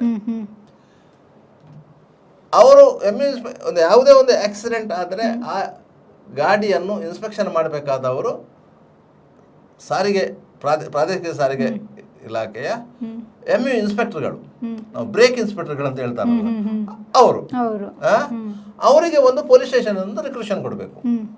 ಇಂತಿಂಥ ಕ್ರೈಮ್ ನಂಬರಲ್ಲಿ ಇಂತಿಂಥ ವಾಹನವನ್ನು ವಶಪಡಿಸಿಕೊಳ್ಳಲಾಗಿದೆ, ಅದನ್ನು ಪರಿಶೀಲನೆ ಮಾಡಿ ವರದಿ ಕೊಡಬೇಕು ಅಂತ. ಅದೇ ರೀತಿ ನೀವು ಸೀಸ್ ಮಾಡಿದಂಥ ವಾಹನದನ್ನು ನ್ಯಾಯಾಲಯಕ್ಕೆ ಅವರು PF ಹಾಕಬೇಕು. ಪ್ರಾಪರ್ಟಿ ಫಾರ್ಮ್ ಅಂತ ಇದೆ, PF ಅಂದರೆ ಅದರ ಮೇಲೆ ಅದರಲ್ಲಿ PF ಹಾಕಬೇಕು. ಅದಕ್ಕೊಂದು PF ನಂಬರ್ ಅಂತ ಇರ್ತದೆ. ಆ ನಂಬರನ್ನು ಕೊಂಡೋಗಿ ನೀವು ವಕೀಲರ ಹತ್ರ ಕೊಟ್ಟರೆ ಆ ಗಾಡಿಯ RC ಓನರಿಗೆ ಗಾಡಿ ರಿಲೀಸ್ ಮಾಡಬೇಕಂತ ಹೇಳಿ ಕೋರ್ಟ್ ಆದೇಶ ಮಾಡ್ತದೆ. ಆ ಆದೇಶವನ್ನು ಹಿಡ್ಕೊಂಡು ಪೊಲೀಸ್ ಸ್ಟೇಷನ್ಗೆ ಬಂದು ಕೊಟ್ಟರೆ ಪೊಲೀಸರು ಆ ಗಾಡಿಯನ್ನು ರಿಲೀಸ್ ಮಾಡಬೇಕು. ಅದರಲ್ಲಿ ಬೇರೆ ಲಂಚ ಗಿಂಚ ತಗೊಳ್ಳುವಂಥ ಪ್ರಶ್ನೆ ಇಲ್ಲ. ನೀವು ಕೋರ್ಟಲ್ಲಿ ಏನು ಆದೇಶ ಆಗ್ತದೆ ಅಂತ ಹೇಳಿದರೆ, after the MU inspection release vehicle ಅಂತ ಬರೀತಾರೆ ಸಾಮಾನ್ಯವಾಗಿ. ಎಲ್ಲ ಕೋರ್ಟ್ ಆರ್ಡರ್ಗಳಲ್ಲಿ ಅದೇ ರೀತಿ ಬರೆಯುತ್ತೆ ಆಯ್ತಾ. ಆಫ್ಟರ್ ದಿ MU ಇನ್ಸ್ಪೆಕ್ಷನ್ ಅಂದರೆ MU ಇನ್ಸ್ಪೆಕ್ಷನ್ ನೀವು ಮಾಡಿಸಲೇಬೇಕು. MU ಇನ್ಸ್ಪೆಕ್ಷನ್ ನೀವು ಮಾಡಿಸಲೇಬೇಕು ಅಂತ ಆದರೆ ಪೊಲೀಸ್ ಠಾಣೆಯಿಂದ MU ಇನ್ಸ್ಪೆಕ್ಟರ್ಗೆ ರಿಕ್ರೂಷನ್ ಹೋಗಬೇಕು, ಕೋರಿಕೆ ಪತ್ರ ಹೋಗಬೇಕು. ಕೋರಿಕೆ ಪತ್ರ ಹೋಗದೆ MU ಇನ್ಸ್ಪೆಕ್ಟ್ರು ಇನ್ಸ್ಪೆಕ್ಷನ್ಗೆ ಬರುವುದಿಲ್ಲ ಆಯ್ತಾ. ಅವ ಇನ್ಸ್ಪೆಕ್ಷನ್ಗೆ ಬರ್ತಾನೆ, ಇಲ್ಲಿ ಠಾಣೆಯಲ್ಲಿ ಬರೆದು ಕೊಟ್ಟು ಹೋಗ್ತಾನೆ, ನಾನು ಇನ್ಸ್ಪೆಕ್ಟರ್ ಅಂತ ಹೇಳಿ ಬರೆದು ಕೊಟ್ಟು ಹೋಗ್ತಾನೆ. ಅವನಿಗೆ ಮತ್ತು ಈ ಗಾಡಿಯವರಿಗೂ ಯಾವುದ ಸಂಬಂಧ ಇಲ್ಲ. ಯಾಕಂದ್ರೆ ಇಲ್ಲಿ ರಿಕ್ರೂಷನ್ ಪೊಲೀಸರು ಏನು ಕೊಡ್ತಾರ, ಆ ರಿಕ್ರೂಷನ್ ಕೊಂಡೋಗಿ RTO ಆಫೀಸಿಗೆ ಕೊಟ್ಟರೆ ಆಯ್ತು. ಮೊದಲು 700 ರೂಪಾಯಿ ಚಾರ್ಜ್ ಮಾಡ್ತಾ ಇದ್ರು ಅವರು ಸಹ. ಈಗ 1,000-1,500 ರೂಪಾಯಿ ತಗೊಳ್ತಾರೆ. ಇಲ್ಲದ್ರೆ ಅವರನ್ನು ನೀವು ಕಾರು ಮಾಡಿಕೊಂಡು ಕರ್ಕೊಂಡು ಬರಬೇಕು. ಇಲ್ಲದ್ರೆ ಅವರನ್ನು ಕಾರು ಮಾಡ್ಕೊಂಡು ಕರ್ಕೊಂಡು ಬರಬೇಕು, ಅದಕ್ಕೆ ನೀವು ಬಾಡಿಗೆ ಕೊಡಬೇಕು. ಅದನ್ನು ಈ ರೀತಿಯಾಗಿ ಕೊಟ್ಟರೆ ಅವರ ಬೈಕಲ್ಲ ಅವರ ವಾಹನದಲ್ಲಿ ಬಂದು ಮಾಡಿಕೊಟ್ಟು ಹೋಗ್ತಾರೆ. ಅದಕ್ಕೂ ಇದಕ್ಕೂ ಸಂಬಂಧ ಇರಲಿಲ್ಲ. ಅದೇ ನೀವು ನ್ಯಾಯಾಲಯಕ್ಕೆ ಹೋದಾಗ ನ್ಯಾಯಾಲಯದಲ್ಲಿ ನೀವು ಆ ರೀತಿ ಆದೇಶ ತಂದು ಸ್ಟೇಷನ್ಗೆ ಕೊಟ್ಟರೆ ಸ್ಟೇಷನ್ ಅವರು ಯಾವ ರೀತಿಯಲ್ಲಾದರೂ ಬಿಡುಗಡೆ ಮಾಡಲೇಬೇಕು. ಅದನ್ನು ಇರಿಸುವಾಗಿಲ್ಲ. ಇದರಲ್ಲಿ ಸಾಮಾನ್ಯವಾಗಿ ಏನಾಗ್ತದೆ ಅಂದರೆ, ಗಾಡಿ ರಿಲೀಸ್ ಮಾಡಬೇಕಂತಂದರೆ ಎಲ್ಲ ಆದೇಶ ಇದ್ದರೂ ಸಹ ಹಣಕ್ಕೆ ಡಿಮ್ಯಾಂಡ್ ಮಾಡ್ತಾರೆ. ವಾಹನದಲ್ಲಿ ಯಾವುದಾದರೂ ಒಂದು ಅಂಶದ ನ್ಯೂನ್ಯತೆ ಕಂಡು ಬಂದರೆ ವಾಹನದಲ್ಲಿ ಅದನ್ನೇ ಇಟ್ಕೋತಾರೆ, ಅದು ರಿಲೀಸ್ ಮಾಡಲಿಕ್ಕೆ ಆಗೋದಿಲ್ಲ ಅಂತ. ನೀವು ಯಾವುದೇ ನ್ಯೂನ್ಯತೆ ಕಂಡು ಬಂದರೂ ಸಹ ಮೋಟಾರ್ ವೆಹಿಕಲ್ ಆಕ್ಟ್ ಪ್ರಕಾರ ಅದಕ್ಕೆ ದಂಡ ಇರುವುದೇ ಹೊರತು ಶಿಕ್ಷೆ ಇಲ್ಲಲ್ಲ. ಓಕೆ. ಹಾಗಾದ್ರೆ ಈಗ ನಾವು ಗಾಡಿ ತಗೊಂಡು ಬಂದಾಗ ಪೊಲೀಸರು ನಮ್ಮನ್ನು ನಿಲ್ಲಿಸ್ತಾರೆ ಸರ್, ಆಗ ಅವ್ರು ತಕ್ಷಣ ಕೀ ತಗೊಳ್ಳುವಂತ ಅಧಿಕಾರ ಎಲ್ಲ ಇದೆಯಾ ಅವ್ರಿಗೆ? ಕೀ ತಗೊಳ್ಳುವಂತ ಅಧಿಕಾರವೂ ಇಲ್ಲ. ಕೀ ತಗೊಳ್ಳುವಂತ ಅಧಿಕಾರ ಇಲ್ಲ. ಹೆಚ್ಚು ಅಂದ್ರೆ ನಿಮ್ಮ ವಾಹನದ ದಾಖಲೆಗಳನ್ನು ಮತ್ತು ನಿಮ್ಮ ಡ್ರೈವಿಂಗ್ ಲೈಸೆನ್ಸ್ ಇಂಥದನ್ನು ಪರಿಶೀಲಿಸುವಂತ ಅಧಿಕಾರ ಇರೋದು ಸಬ್ ಇನ್ಸ್ಪೆಕ್ಟರ್ ಅಂಡ್ ಎಬವ್ ಆಫೀಸರ್ಗಳಿಗೆ. ಹಲವಾರು ಬಾರಿ DG ಲೆವೆಲ್ ನಿಂದಲೇ ಸುತ್ತೋಲೆಗಳು ಬಂದಿದೆ, ನೀವು ಮಾಡಬಾರ್ದು ಅಂತ, ಆದ್ರೂ ಮಾಡಿದ್ದಾರೆ. ಮತ್ತೆ ನೀವು ಸ್ಪಾಟ್ ಫೈನ್ ಹಾಕುವಾಗಿಲ್ಲ, ಸ್ಪಾಟ್ ಫೈನ್ ಹಾಕುವಾಗಿಲ್ಲ, ನೀವು ನೋಟಿಸ್ ಕೊಡಬೇಕು, ಅವರು ಹೋಗಿ ನ್ಯಾಯಾಲಯದಲ್ಲಿ ಫೈನ್ ಕಟ್ಟಬೇಕು. ಒಂದು ವೇಳೆ ನ್ಯಾಯಾಲಯದಲ್ಲಿ ಫೈನ್ ಕಟ್ಟದಿದ್ರೆ ನ್ಯಾಯಾಲಯ ಅವನಿಗೆ ಫೈನ್ ವಾರಂಟ್ ಅಂತ ಇಶ್ಯೂ ಮಾಡ್ತದೆ. ಆಗ ಪೊಲೀಸರು ಅವರ ಮನೆಗೆ ಒಂದು ವಾರಂಟ್ ಅನ್ನು ತೋರಿಸಬೇಕು, ನೋಡೋಣ ನಿನ್ನ ಮೇಲೆ ಫೈನ್ ವಾರಂಟ್ ಇದೆ, ಇಂತಿಂತ ಕ್ರೈಮ್ ನಂಬರ್, ನೀನು ಹೋಗಿ ಕೋರ್ಟಲ್ಲಿ ಫೈನ್ ಕಟ್ಟಿ ಅದರ ರಸೀದಿಯನ್ನು ತಂದು ಕೊಡಬೇಕು, ನಾವು ಅದನ್ನು ವಾಪಸ್ ಕಳಿಸ್ತೇವೆ ಅಂತ ಹೇಳಿ. ಅದಕ್ಕೆ ಒಂದು ನಿರ್ದಿಷ್ಟ ದಿವಸ ಇರ್ತದೆ. ಈ ಫೈನ್ ವಾರಂಟ್ ಅನ್ನು ಇಟ್ಕೊಂಡೇ ಪೊಲೀಸರು ಎಷ್ಟು ಆಟ ಆಡ್ತಾರೆ ಗೊತ್ತಾ ನಿಮ್ಗೆ? ಅದು ಒಂದು ಕತೆ ಇದೆ. ಪೊಲೀಸರನ್ನೇ ಫಸ್ಟ್ ರಿಪೇರಿ ಮಾಡಬೇಕು, ಅದನ್ನೇ ರಿಪೇರಿ ಮಾಡಬೇಕು, ಪೊಲೀಸರನ್ನೇ ರಿಪೇರಿ ಮಾಡಬೇಕು. ಅದರಲ್ಲೂ ಒಂದು ಕತೆ ಇದೆ. ಈಗ ಮಂಗಳೂರಿನ ಒಬ್ಬರು ಪ್ರತಿಷ್ಠಿತ ವ್ಯಕ್ತಿಯೊಬ್ಬರ ಕಾರಿಗೆ ಅವರು ಸಿಗ್ನಲ್ ಜಂಪ್ ಮಾಡಿ ಹೋಗಿದ್ದಾರೆ ಅಂತ ಹೇಳಿ ಒಂದು ಕೇಸ್ ಆಯ್ತು. ಅದು ಕೇಸ್ ಹಾಕಿದ್ರು, ಆಯ್ತಾ? ಪೊಲೀಸರು ಕಾರ್ನ ನಂಬರ್ನ ಆಧಾರದಲ್ಲಿ RTOಗೆ ಮಾಹಿತಿ ಕೇಳಿದ್ರು. RTOದವರು ಆ ಕಾರ್ನ RC ಓನರ್ ಮೇಲೆ ಅಡ್ರೆಸ್ ಕೊಟ್ಟರು. ಆ RC ಓನರ್ ಮೇಲೆ ಒಂದು ಕೇಸು ದಾಖಲು ಮಾಡಿಕೊಂಡ್ರು. ನ್ಯಾಯಾಲಯಕ್ಕೆ ಚಾರ್ಜ್ ಶೀಟ್ ಸಲ್ಲಿಕೆ ಮಾಡಿದ್ರು. ನ್ಯಾಯಾಲಯಕ್ಕೆ ಅವರು ಹಾಜರಾಗಲಿಲ್ಲ. ಅವರಿಗೆ ಯಾಕಂದ್ರೆ ಅವರಿಗೆ ಸಮಸ್ಯೆ ಯಾವುದು ಬಂದಿರಲಿಲ್ಲ. ನ್ಯಾಯಾಲಯ ಅವರಿಗೆ ಒಂದು 300 ರೂಪಾಯಿ ಫೈನ್ ಹಾಕಿತ್ತು, ವಾರಂಟ್ ಇಶ್ಯೂ ಮಾಡಿತ್ತು. ಇಟ್ಸ್ ಎ ಫೈನ್ ವಾರಂಟ್, ಆಯ್ತಾ? ಇದ್ರಲ್ಲಿ ಆ ವಾರಂಟ್ ಅಲ್ಲಿ ನೀವು ನಿಮ್ಮನ್ನೇನು ಎಳ್ಕೊಂಡು ಹೋಗ್ಲಿಕ್ಕಿಲ್ಲ, ನೀವು ಬೇರೆ ವಾರಂಟ್ನಾಗೆ ಅಲ್ಲ. NBW ವಾರಂಟ್ಗಳಲ್ಲಿ 3 ವಿಧ ಇದೆ. ಒಂದು NBW ವಾರಂಟ್ ಅಂತ ಇದೆ, ನಾನ್ ಬೇಲೇಬಲ್ ವಾರಂಟ್ ಅಂತ ಹೇಳಿ. ಅಂತ ವಾರಂಟ್ ಇದ್ರೆ ವ್ಯಕ್ತಿಯನ್ನು ಐಡೆಂಟಿಫೈ ಮಾಡಬೇಕು, ಅವನೇ ಅಂತ ಕನ್ಫರ್ಮ್ ಮಾಡ್ಕೊಳ್ಬೇಕು, ಅವನನ್ನು ಕರ್ಕೊಂಡು ಹೋಗಬೇಕು, ಪೊಲೀಸ್ ಠಾಣೆಯಲ್ಲಿ ದಾಖಲೆಯಲ್ಲಿ ತೋರಿಸಬೇಕು, ಇಂಥದನ್ನು ನಾವು ಅರೆಸ್ಟ್ ಮಾಡಿದ್ದೇವೆ ಅಂತ ಹೇಳಿ ಮತ್ತೆ ಕೊಂಡೋಗಿ ಕೋರ್ಟಿಗೆ ಪ್ರೊಡ್ಯೂಸ್ ಮಾಡಬೇಕು. ಇದು NBWದಲ್ಲಿ ನಾನ್ ಬೇಲೇಬಲ್ ವಾರಂಟ್. ಮತ್ತೊಂದು BW ವಾರಂಟ್ ಅಂತ ಇದೆ, ಬೇಲೇಬಲ್ ವಾರಂಟ್ ಅಂತ. ಆ ವಾರಂಟಿನ ಒಟ್ಟಿಗೆ ಒಂದು ಬೇಲ್ ಪ್ರತಿಯೂ ಇರ್ತದೆ.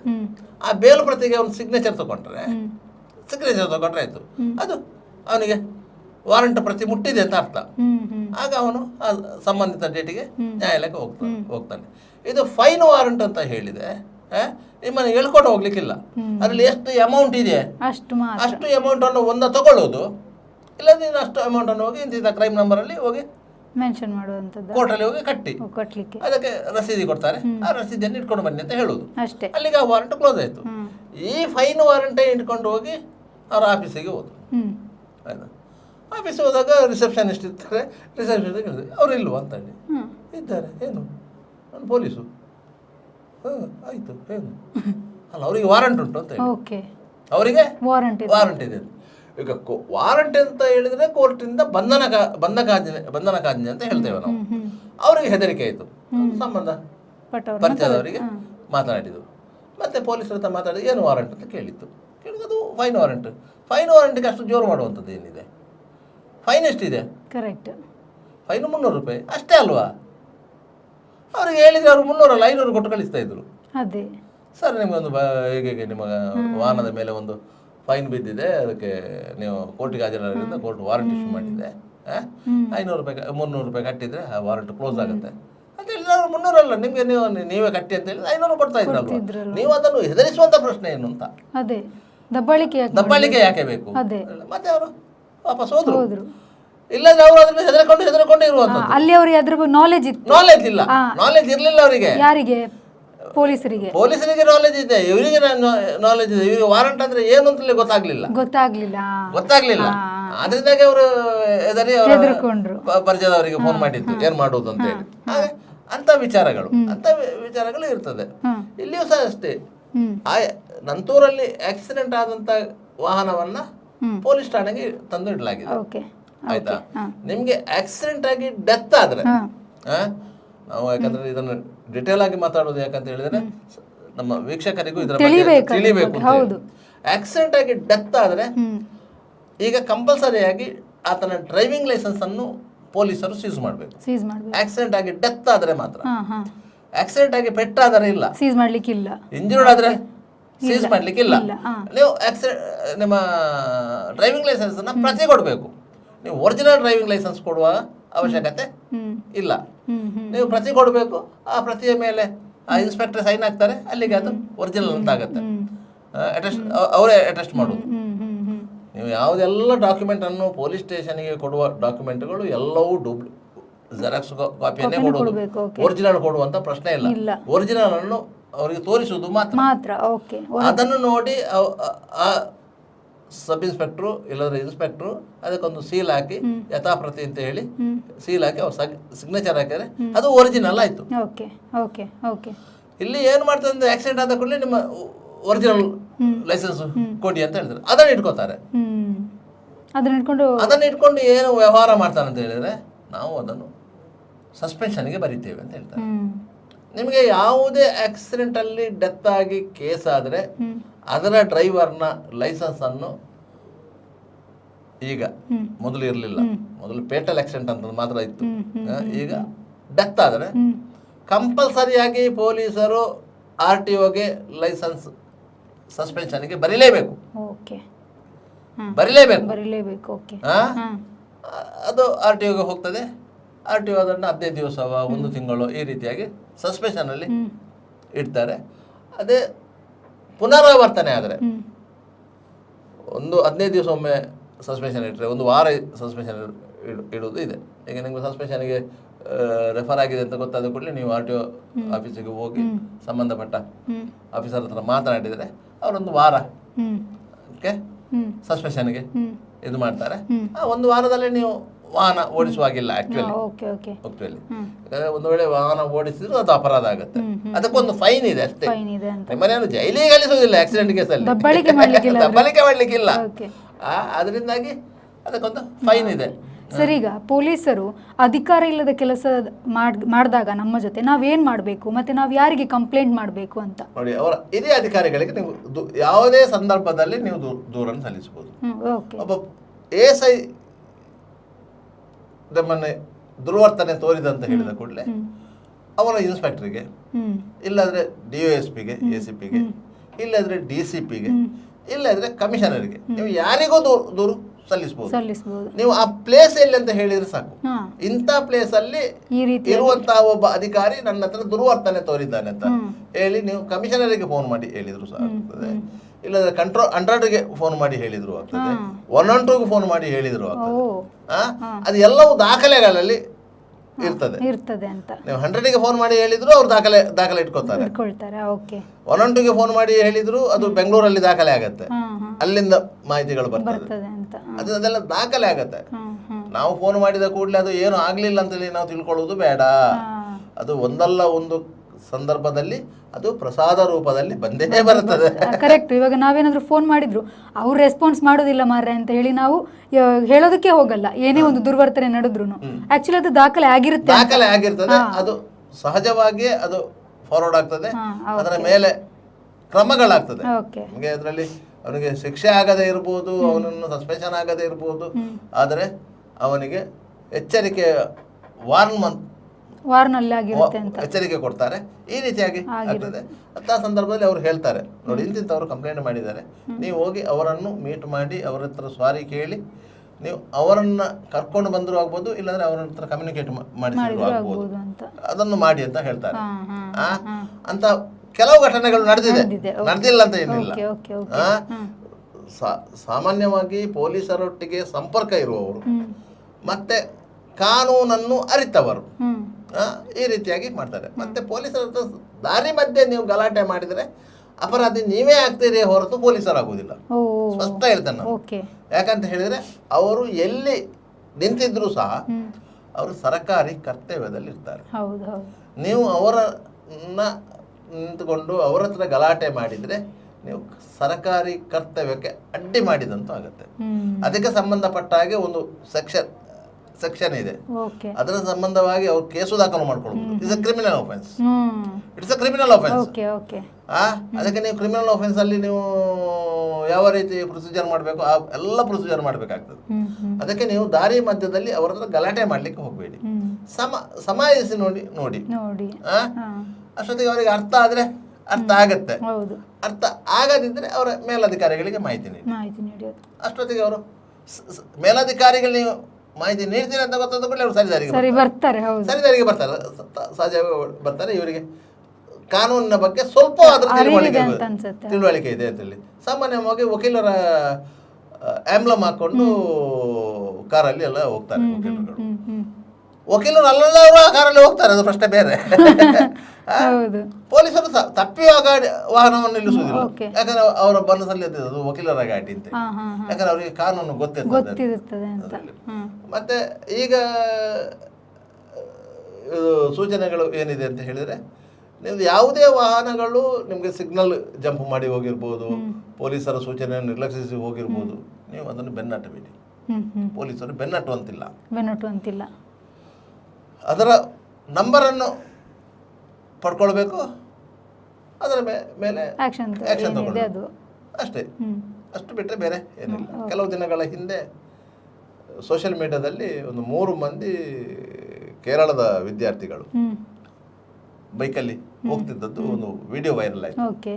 ತಕ್ಷಣ ನಗರ ಪೊಲೀಸ್ ಆಯುಕ್ತರು ಒಂದು ಸೂಚನೆ ಕೊಟ್ಟರು ಎಲ್ಲ ಪೊಲೀಸ್ ಸ್ಟೇಷನ್ಗಳಿಗೆ, ಕೇರಳ ರಿಜಿಸ್ಟ್ರೇಷನ್ ಇರುವಂಥ ಎಲ್ಲ ಬೈಕ್ಗಳನ್ನು ಕಂಪಲ್ಸರಿ ಚೆಕ್ ಮಾಡಿದ್ದಾರೆ. ಯಾಕಾಗಿ ಸರ್ ಅದು ಎಲ್ಲ ಬೈಕ್? ಯಾಕಂದ್ರೆ ಅದರಲ್ಲಿ ಒಂದು 50% ಬೈಕ್ಗಳಲ್ಲಿ ಈ ರೀತಿಯ ಅಫೆನ್ಸ್ಗಳ ಆಗಿದೆ ಎನ್ನುವಂಥ ದಾಖಲೆಗಳಿವೆ ಅಂತ. 50% ವಾಹನಗಳಲ್ಲಿ ಅಂತ ದಾಖಲೆಗಳಿದೆ. ಯಾಕಂದ್ರೆ ಅದಕ್ಕೆ ನೋಟಿಸ್ ಮಾಡಿದರೆ ಅದು ಕಾಂಜಂಗಾಡಿಗ, ಕ್ಯಾಲಿಕಟ್ಟಿಗ, ತಿರುವನಂತಪುರಕ್ಕೆ ಹೋಗ್ತದೆ. ಅವ್ರು ಅಲ್ಲಿಂದ RC ಓನರ್ ಇಲ್ಲಿಗೆ ಬರುದಿಲ್ಲ, ಗಾಡಿ ಇಲ್ಲಿ ರನ್ ಆಗ್ತಾ ಇರ್ತದೆ. ಯಾಕಂದ್ರೆ ಎಲ್ಲ ಇಲ್ಲೇ ಸ್ಟೂಡೆಂಟ್ಗಳ ಗಾಡಿ. ಮತ್ತೊಂದು ಥೆಫ್ಟ್ ಗಾಡಿಗಳು ಇರ್ಲಿಕ್ಕೆ ಸಾಧ್ಯತೆಗಳಿರ್ತದೆ. ಕದ್ದ ಗಾಡಿಗಳನ್ನು ಪರ್ಚೇಸ್ ಮಾಡಿದಂಥ ನಿದರ್ಶನಗಳು ಇದ್ದೇ ಇರ್ತದೆ. ಅದರಿಂದ ಅಂಥ ಗಾಡಿಗಳು ಅದು ಎಲ್ಲ 2 ವೀಲರ್ಗಳನ್ನು ಕಂಪಲ್ಸರಿಯಾಗಿ ಚೆಕ್ ಮಾಡಬೇಕು. KL ರಿಜಿಸ್ಟ್ರೇಷನ್ ಇರುವಂಥದ್ದು ಕೇರಳದ ಗಾಡಿಗಳನ್ನು ಅಂತ ಹೇಳಿ ಈಗ ಅಲ್ಲಲ್ಲಿ ಮಾಡ್ತಾ ಇದ್ದಾರೆ, ದಾಖಲೆಗಳನ್ನು ಪರಿಶೀಲನೆ ಮಾಡಬೇಕು ಅಂತೇಳಿ ಆ ರೀತಿಯಾಗಿ ಮಾಡ್ತಾರೆ. ಯಾಕಂದ್ರೆ ಹೇಳಿದ್ರೆ ಪೊಲೀಸರ ಹಿರಿಯ ಅಧಿಕಾರಿಗಳ ಗಮನಕ್ಕೆ ಬಂದ್ರೆ ಅವರೊಂದು ಸೂಚನೆ ಕೊಡ್ತಾರೆ, ಈ ರೀತಿಯಾಗಿ ಇರ್ಬೋದಲ್ಲ ಅಂತ. ಈಗ ಇವರು ಲೋಕಾಯುಕ್ತ ಪೊಲೀಸರು, ಈ ಹೆಡ್ ಕಾನ್ಸ್ಟೇಬಲ್, ಮತ್ತೊಂದು PC, ಮತ್ತೆ 3 ಸಿಬ್ಬಂದಿಗಳು ಸಿಕ್ಕಿ ಬೀಳಲಿಕ್ಕೆ ಮುಖ್ಯ ಕಾರಣ ಅಂತ ಹೇಳಿದರೆ ಅವರ ದುರಾಸೆ. ಕಾನೂನು ಪ್ರಕಾರವಾಗಿ ಅವರು ಆ ವಾಹನವನ್ನು ಬಿಟ್ಟು ಕಳಿಸಬೇಕಿತ್ತು. ನ್ಯಾಯಾಲಯದ ಆದೇಶ ಇದೆ, ಅವರಿಗೂ ಗೊತ್ತಿದೆ ನ್ಯಾಯಾಲಯದ ಆದೇಶ ಇದೆ, ನಾವು ಇದನ್ನು ಇಟ್ಟುಕೊಳ್ಳುವ ಹಾಗಿಲ್ಲ ಅಂತ ಹೇಳಿ. ಅವರು ಅದಕ್ಕೆ ಬಂದ ಕೂಡಲೇ ಅವರು ಹೇಳಿದ್ದಾರೆ ಅದು 50,000 ಕೊಡಬೇಕು ಅಂತೇಳಿ. ಅವರು ಏನು ಮಾಡಿದ್ದಾರೆ, ಅವರು ಯಾರು ಗಾಡಿ ರಿಲೀಸ್ ಆರ್ಡರ್ ಮಾಡಿಸಿದ್ದಾರೆ ವಕೀಲರಿದ್ದಾರೆ, ಅವರನ್ನು ಕಾಂಟ್ಯಾಕ್ಟ್ ಮಾಡಿದ್ದಾರೆ. ಅವರೂ ಬಂದಿದ್ದಾರೆ ಸ್ಟೇಷನಿಗೆ. ಅವರು ಬರುವಾಗ ವಕೀಲರು ಬರುವಾಗಾದ್ರೂ ಇವರು ಎಚ್ಚೆತ್ತುಕೊಳ್ಬೇಕಿತ್ತು. ಹೌದು, ಇದೆಂತ ಮೂರ್ಖತನ ಇವರು. ಅದ ನಂತರ ಅಲ್ಲಿ ಬಾರ್ಗೇನ್ ಸ್ಟಾರ್ಟ್ ಆಗಿದೆ. 50,000ರಿಂದ 30,000ಕ್ಕೆ, 30,000ರಿಂದ 5,000ಕ್ಕೆ, 20,000 ಈ ರೀತಿಯಾಗಿ ಬಾರ್ಗೇನ್ ಸ್ಟಾರ್ಟ್ ಆಗಿದೆ. ಅಷ್ಟೊತ್ತಿಗೆ ವಕೀಲರು ಏನು ಮಾಡಿದ್ದಾರೆ, ಲೋಕಾಯುಕ್ತಕ್ಕೆ ದೂರು ಕೊಟ್ಟಿದ್ದಾರೆ, ಹೀಗೆ ಆಗಿದೆ ಅಂತೇಳಿ. ಆಗ ಲೋಕಾಯುಕ್ತ ಪೊಲೀಸರು ಸಹಜವಾಗಿ ಹೇಳ್ತಾರೆ, ಒಂದು ಸಂಗತಿ ಮಾಡಿ ಒಂದು 5,000 ಕೊಂಡೋಗಿ ಕೊಡಿ, ನಾವು ಅಷ್ಟೊತ್ತಿಗೆ ಬರ್ತೇವೆ. ಹಾಗೆ ಇವ್ರು ಕೊಂಡೋಗಿ 5,000 ಕೊಟ್ಟಿದ್ದಾರೆ. ಅಷ್ಟೊತ್ತಿಗೆ ಅವರು ಬಂದಿದ್ದಾರೆ. ಅದರಿಂದ ಅವರಿಬ್ಬರನ್ನು ಮಾತ್ರ ಲೋಕಾಯುಕ್ತ ಪೊಲೀಸರು ಅರೆಸ್ಟ್ ಮಾಡಿರೋದು. ಯಾಕಂದ್ರೆ ಅದೊಂದು ಟ್ರಾಫಿಕ್ ಇಷ್ಟು ಪೊಲೀಸ್ ಸ್ಟೇಷನ್ನ ಒಳಗೆ ಆ ಒಂದು ಹಾಲ್ ತರ ಇದೆ, ಅಲ್ಲಿ ವ್ಯವಹಾರಗಳು ನಡೀತಾ ಇರೋದು. ಯಾಕಂದ್ರೆ ಅಲ್ಲಿ ನಿಮಗೆ CC ಕ್ಯಾಮರಾ ಇಲ್ಲ, ನಿಮ್ಮ ಹಾಲ್ ಅಲ್ಲಿ CC ಕ್ಯಾಮರಾ ಇದೆ, ಒಳಗೆ CC ಕ್ಯಾಮರಾ ಇಲ್ಲ. ಅಲ್ಲಿ ಇಂಥ ವ್ಯವಹಾರಗಳು ನಡೆಯುವಂಥದ್ದು. ಅಲ್ಲಿ CC ಕ್ಯಾಮರಾ ಹಾಕಿಸ್ಬೇಕು ಅನ್ನೋ ತರದೇನು ಇಲ್ವಾ ಸರ್? ಇಲ್ಲ, ಅದು ಅಂದ್ರೆ ಅದು ಅಲ್ಲಿ ಕ್ಲರಿಕಲ್ ವರ್ಕ್ಗಳು ಇರ್ತಾವಲ್ಲ, ಕೇಸ್ ಫೈಲ್ಗಳ ವರ್ಕ್ಗಳು ಇರ್ತವೆ ಸ್ಟೇಷನ್ ಅಲ್ಲಿ, ಅದನ್ನು ಅಲ್ಲಿ ಮಾಡ್ತಾ ಇರ್ತಾರೆ. ಸ್ಟೇಟ್ಮೆಂಟ್ ಮಾಡೋದು ಅಂಥದ್ದು ಇಂಥದ್ದು ಆ ಕೆಲಸಗಳನ್ನು ಮಾಡ್ತಾ ಇದ್ದಾರೆ. ಅಲ್ಲಿ ಸಾರ್ವಜನಿಕರು ಹೋಗುವಂತ ಅವಶ್ಯಕತೆ ಇರೋದಿಲ್ಲ. ಸಾರ್ವಜನಿಕರು ಹೋಗೋದು ನಿಮ್ಮ ಎಂಟ್ರೆನ್ಸ್ಗೆ ಮಾತ್ರ. ತಪ್ಪಿದರೆ ಅಲ್ಲಿ SHO ಕೂತ್ಕೊಳ್ಳು ಅಂತ ಪ್ಲೇಸಿಗೆ, ಇಲ್ಲದ್ರೆ ಸಬ್ ಇನ್ಸ್ಪೆಕ್ಟರ್ ಚೇಂಬರಿಗೆ, ಇಲ್ಲದ್ರೆ ಮೇಲ್ಗಡೆ ಹೋದರೆ ಇನ್ಸ್ಪೆಕ್ಟರ್ ಚೇಂಬರಿಗೆ, ಸಾರ್ವಜನಿಕರು ಅಲ್ಲಿಗೆ ಸಾರ್ವಜನಿಕರು ಹೋಗುವಂಥದ್ದಲ್ಲಿ ಅಲ್ಲಿ ದಾಖಲೆಗಳು ಅದು ಇದೆಲ್ಲ ಇರುವಂಥದ್ದು. ಅದರಿಂದ ಅಲ್ಲಿ CC ಕ್ಯಾಮರಾ ಹಾಕ್ಲಿಲ್ಲ. ಅದನ್ನ ಇವರು ವ್ಯವಹಾರ ಮಾಡೋದಲ್ಲಿ ಅದರಿಂದಾಗಿ ಅವರು ಅಲ್ಲಿ ವ್ಯವಹಾರ ಮಾಡಿದ್ದಾರೆ. ಅಲ್ಲಿ ಯಾವ ರೀತಿ ಶಿಕ್ಷೆ ಈಗ ಅಂತ ಅಲ್ಲ, ಅವರು ಸಸ್ಪೆಂಡ್ ಆದ್ರು, ಅವರಿಬ್ರು ಸಸ್ಪೆಂಡ್ ಆದ್ರು, ಮತ್ತೆ ಆ ಮೂವರನ್ನು ಸಹ ಸಸ್ಪೆಂಡ್ ಆದ್ರು. ಆ ಮೂವರ ಮೇಲೆ ಲಂಚ ತಗೊಂಡ ಆರೋಪ ಇಲ್ಲ, ಮತ್ತೆ ಅವರ ಮೇಲೆ ಇರೋದು ಸಸ್ಪೆನ್ಷನ್, ಅವರ ಮೇಲೆ ಕೇಸ್ ಇಲ್ಲ, ಅವರ ಮೇಲೆ ಅವರನ್ನು ಸಸ್ಪೆನ್ಷನ್ ಮಾಡಿರೋದು. ಯಾಕಂತ ಹೇಳಿದ್ರೆ ಅವರ ಪಕ್ಕದಲ್ಲಿ ನಡೀತಾ ಈ ವ್ಯವಹಾರ ನಡೀತಿದ್ದು ಅವರಿಗೆ ಗೊತ್ತಿದ್ದು ಸಹ ಅವರಿಗಿಂತ ಮೇಲ್ ಅಧಿಕಾರಿಗಳಿಗೆ ಮಾಹಿತಿ ಕೊಡ್ಬೇಕಿತ್ತು ಅಂತ, ಒಬ್ಬ ಸಬ್ ಇನ್ಸ್ಪೆಕ್ಟರ್ಗೆ ಮಾಹಿತಿ ಕೊಡ್ಬೇಕಿತ್ತು, ಇಲ್ಲದ್ರೆ ಇನ್ಸ್ಪೆಕ್ಟರ್ಗೆ ಮಾಹಿತಿ ಕೊಡ್ಬೇಕಿತ್ತು. ಮಾಹಿತಿ ಕೊಡ್ಲಿಲ್ಲ ಅಂತ ಹೇಳಿ ಅವರನ್ನು 3 ಮಂದಿಯನ್ನು ಸಸ್ಪೆನ್ಷನ್ ಮಾಡ್ತಾರೆ. ಅದು ಒಂದು 15 ದಿವಸ, ಒಂದು ತಿಂಗಳಲ್ಲಿ ಆ ಸಸ್ಪೆನ್ಷನ್ ರಿವೋಕ್ ಆಗ್ಬೋದು. ಅವ್ರದ್ದಾಗಲ್ಲ, ಇವ್ರದ್ದಾಗಲ್ಲ, ಇವ್ರು ಸಸ್ಪೆಂಡ್, ಅವರು ಸಸ್ಪೆಂಡ್ ಆಗಿದ್ರೆ ಅವರು ಸಸ್ಪೆನ್ಷನ್ ರಿವೋಕ್ 6 ತಿಂಗಳಾಗ್ತದೆ. ಯಾಕಂದ್ರೆ ಇನ್ನೊಂದು 15 ದಿವಸ ಆದ್ರೂ ಬೇಕು ಅವರು ಜಾಮೀನಲ್ಲಿ ಹೊರಗೆ ಬರಬೇಕಾದ್ರೆ. ಅದ ನಂತರ ಅವ್ರ ಮೇಲೆ ಇಲಾಖಾ ತನಿಖೆ ಇರ್ತದೆ, ಆ ವಿಚಾರದಲ್ಲಿ ಹೋಗ್ತದೆ. ಯಾಕಂತ ಹೇಳಿದ್ರೆ ಇವರು ಯಾವ ರೀತಿಯಲ್ಲಿ ಟ್ರಾಫಿಕ್ ಪೊಲೀಸರು ಜನರನ್ನ ಎದರಿಸಿ ದುಡ್ಡು ಮಾಡ್ತಾರೆ ಅಂತ ಅದೇ ಅಷ್ಟೇ ಇರೋದು. ಈಗ ನಿಮ್ಗೆ ಒಬ್ಬ ಹೆಲ್ಮೆಟ್ ಇಲ್ಲದೆ ಹೋಗ್ತಾನಂತ ಅಂದ್ರೆ ಅವನನ್ನು ತಡೆದ್ರೆ ಮೊದಲಾದ್ರೆ 100 ರೂಪಾಯಿ ಫೈನ್ ಇದ್ದದ್ದು ಹೆಲ್ಮೆಟ್ ರಹಿತ ಪ್ರಯಾಣಕ್ಕೆ. ಈಗ 1,000 ರೂಪಾಯಿ ಫೈನ್. ಅದ್ರಲ್ಲಿ ಒಂದು ಹೆಲ್ಮೆಟ್ ತಗೋಬಹುದು, 2 ಹೆಲ್ಮೆಟ್ ತಗೋಬಹುದು. ಹೌದು, ಖಂಡಿತ. ಆಯ್ತಾ, 1,000 ರೂಪಾಯಿ ಫೈನ್. ಆಗ ಇವರು ಇಲ್ಲ 1,000 ರೂಪಾಯಿ ಇಲ್ಲ, ಹಾಗೆ 200 ಕೊಟ್ಟು ಹೋಗುವುದು. ಇದು ಬ್ರೈಬ್, ಕರೆಕ್ಟ್, ಇದು ಲಂಚ. ಆದ್ರೆ ಇವನಿಗೆ ಏನಾಯ್ತು, 1,000ದಲ್ಲಿ 200 ಹೋಯ್ತು, 800 ಉಳಿತು ಅಂತೇಳಿ ಇವನಿಗೆ ಖುಷಿ. ಹೌದು, ಕರೆಕ್ಟ್. ಆದ್ರೆ ಅವನಿಗೆ 200 ರೂಪಾಯಿ ಸಿಕ್ಕಿತ್ತು ಅಂತೇಳಿ ಅವನಿಗೆ ಖುಷಿ. ಈ ರೀತಿಯಾಗಿ ನಾವೇ ಭ್ರಷ್ಟಾಚಾರಕ್ಕೆ ಪೋಷಣೆ. ಅದಕ್ಕಿಂತ ನಾವೇ ಒಂದು ಹೆಲ್ಮೆಟ್ ತಗೊಂಡು ಹಾಕೊಂಡು ಹೋದ್ರೆ ಅದೇ ಕರೆಕ್ಟ್. ಆಯ್ತಾ, ಈಗ ಮಕ್ಕಳನ್ನು ಕರ್ಕೊಂಡು ಹೋಗ್ತಾ ಇದ್ದಾರೆ. ಹೌದು, ಮುಂದ್ಗಡೆ ಕೂರಿಸ್ಕೊಂಡು ಹಿಂದುಗಡೆ ಕೂರಿಸ್ಕೊಂಡು ಮಕ್ಕಳನ್ನು ಕೂರಿಸೋದು ತಪ್ಪಲ್ಲ. ಮಕ್ಕಳನ್ನು ಹೆತ್ತವರು 2 ವೀಲರ್ ಕರ್ಕೊಂಡು ಹೋಗೋದು ತಪ್ಪಲ್ಲ, ಆದ್ರೆ ಸೇಫ್ಟಿ ಮುಖ್ಯ ಅಂತ ಹೇಳ್ತದೆ. ನೀವು 4 ವರ್ಷಕ್ಕಿಂತ ಕೆಳಗಿನ ಮಗು ಆದ್ರೆ ನೀವು ಹೆಲ್ಮೆಟ್ ಹಾಕ್ಲೇಬೇಕು. 4 ವರ್ಷಕ್ಕಿಂತ ಮೇಲಿನ ಮಗು ಅಂತ ಹಾಕ್ಲೇಬೇಕು. 4 ವರ್ಷ ಕೆಳಗಿನ ಮಗು ಅಂತಾದರೆ ಹೆಲ್ಮೆಟ್ ಅಗತ್ಯ ಇಲ್ಲ, ಆದರೆ ಸೇಫ್ಟಿ ಬೆಲ್ಟ್ ಹಾಕಬೇಕು ನಿಮಗೆ ಮತ್ತು ಮಗುವಿಗೆ. ಯಾರು ರೈಡ್ ಮಾಡ್ತಾರೆ ಅವರಿಗೆ ಮತ್ತು ಮಗುವಿಗೆ ಸೇಫ್ಟಿ ಬೆಲ್ಟ್ ಅಂತ ಸಿಗುತ್ತೆ, ಆ ಸೇಫ್ಟಿ ಬೆಲ್ಟ್ ಹಾಕಬೇಕು. ಇಲ್ಲಾಂದ್ರೆ ಅದು ಅಫೆನ್ಸ್, ಅದಕ್ಕೆ ಫೈನ್ ಇದೆ. ಆಯ್ತಾ, ನಿಮಗೆ 600 ರೂಪಾಯಿ ಕೊಟ್ಟರೆ ಸೇಫ್ಟಿ ಬೆಲ್ಟ್ ಸಿಗ್ತದೆ. ಆ ಸೇಫ್ಟಿ ಬೆಲ್ಟ್ ಹಾಕಬೇಕು 4 ವರ್ಷದಿಂದ ಕೆಳಗಿನ ಮಗುವಿಗೆ. 4 ವರ್ಷಕ್ಕಿಂತ ಮೇಲಿನ ಮಗುವಾಗ ನೀವು ಹೆಲ್ಮೆಟ್ ಹಾಕಬೇಕು. ಇದು ಯಾರಿಗೂ ಗೊತ್ತಿಲ್ಲ, ಈಗಲೂ ಮಗುವನ್ನು ಇಟ್ಕೊಂಡು ಹೋಗ್ತಾರೆ. ಪೊಲೀಸರು ಇಲ್ಲಿವರೆಗೆ ನಿಲ್ಲಿಸಲಿಕ್ಕೆ ಹೋಗ್ಲಿಲ್ಲ. ಯಾವ್ದಾದ್ರು ಒಂದು ಆಕ್ಸಿಡೆಂಟ್ ಆಗಿ ಮಗು ಏನಾದ್ರು ಡೆತ್ ಆಯ್ತು ಅಂತ ಹೇಳಿ ಸುದ್ದಿ ಆಯ್ತು, ಇಮ್ಮಿಡಿಯೇಟ್ IR ಆಫೀಸರ್ಗಳು ಎಚ್ಚರಿಕೆ ಮಾಡ್ತಾರೆ, ಇದು ಈ ರೀತಿ ಆಗಿದೆ ಅಂತ ಹೇಳಿ. ಒಂದ್ಸರಿ ಹಾಗೆ ಆಯ್ತು, ಈ ರಾಮಲ್ಕಟ್ಟೆ ತುಂಬೆ ಹತ್ರ ಬ್ರಹ್ಮರಕೋಟ್ಲ ಅಂತ ಇದೆ, ಅಲ್ಲಿ ಒಂದು ರಿಕ್ಷಾಕ್ಕೂ ಲಾರಿಗೂ ಆಕ್ಸಿಡೆಂಟ್ ಆಯ್ತು, ತಮಿಳ್ನಾಡಿನ ಲಾರಿ. ಆ ಲಾರಿಗೆ ಅಲ್ಲಿ ಜನರೆಲ್ಲ ಸೇರಿ ಉದ್ರಿಕ್ತರು, ಬೆಂಕಿ ಎಲ್ಲ ಹಚ್ಚಿದ್ರು, ಎಲ್ಲ ಆಯ್ತು.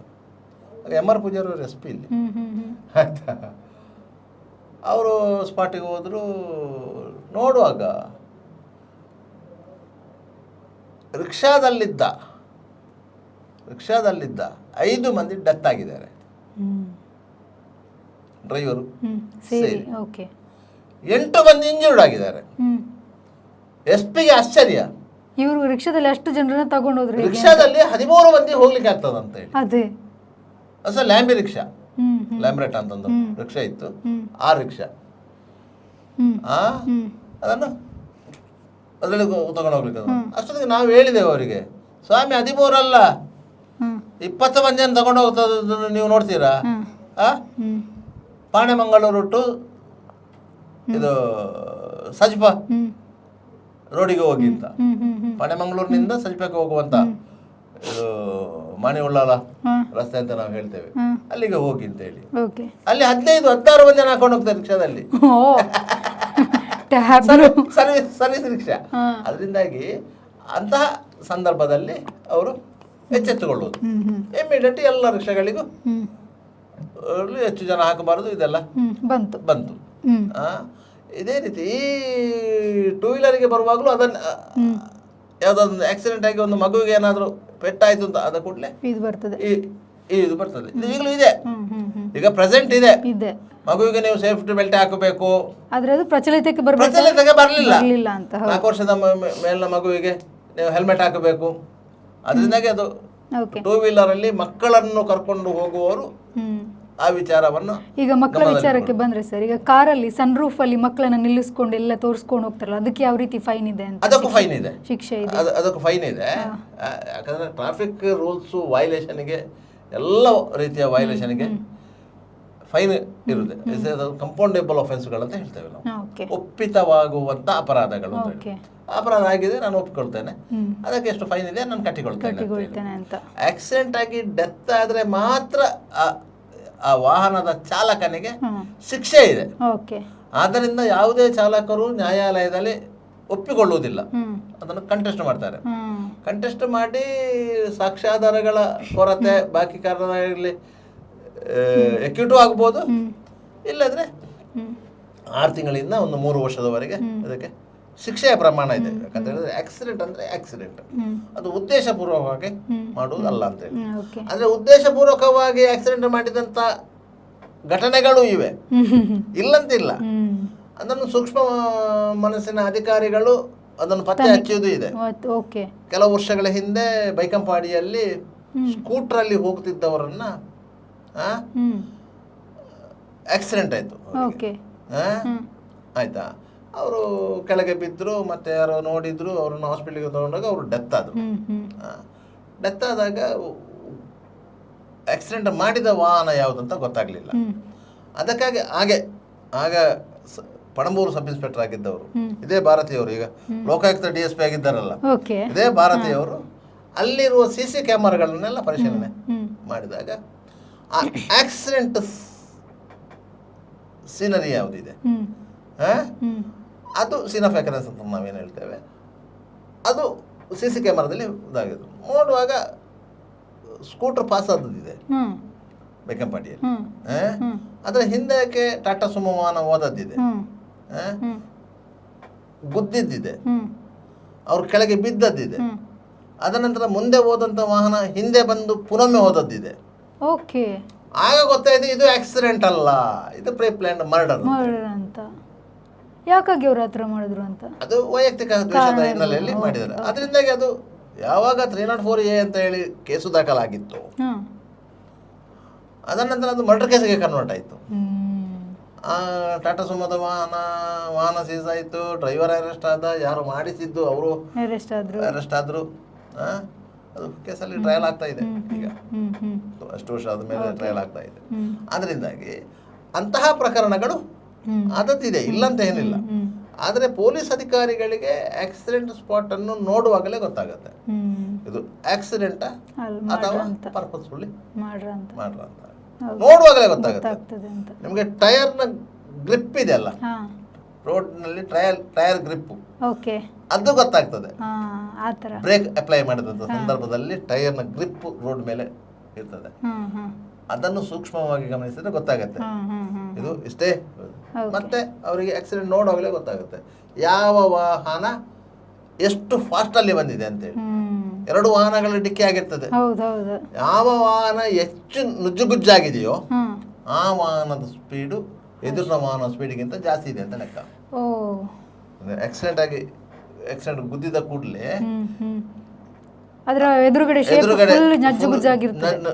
ನಜ್ಜುಗುಜ್ಜಾಗಿರ್ತದಲ್ಲ, ಅದು ಯಾವ ವಾಹನದ ನಜ್ಜುಗುಜ್ಜಾಗಿದೆಯೋ ಅದು ಸ್ಪೀಡ್ ಆಗಿ ಬಂದಿದೆ ಜಾಸ್ತಿ ಆಯ್ತು. ಇಲ್ಲದ್ರೆ ನೀವು ಸ್ಪೀಡ್ ಕಡಿಮೆ ಇದ್ರೆ ಅದು ಹಿಂದಕ್ಕೆ ಹೋಗ್ತದೆ, ಗೊತ್ತಾಯ್ತಾ?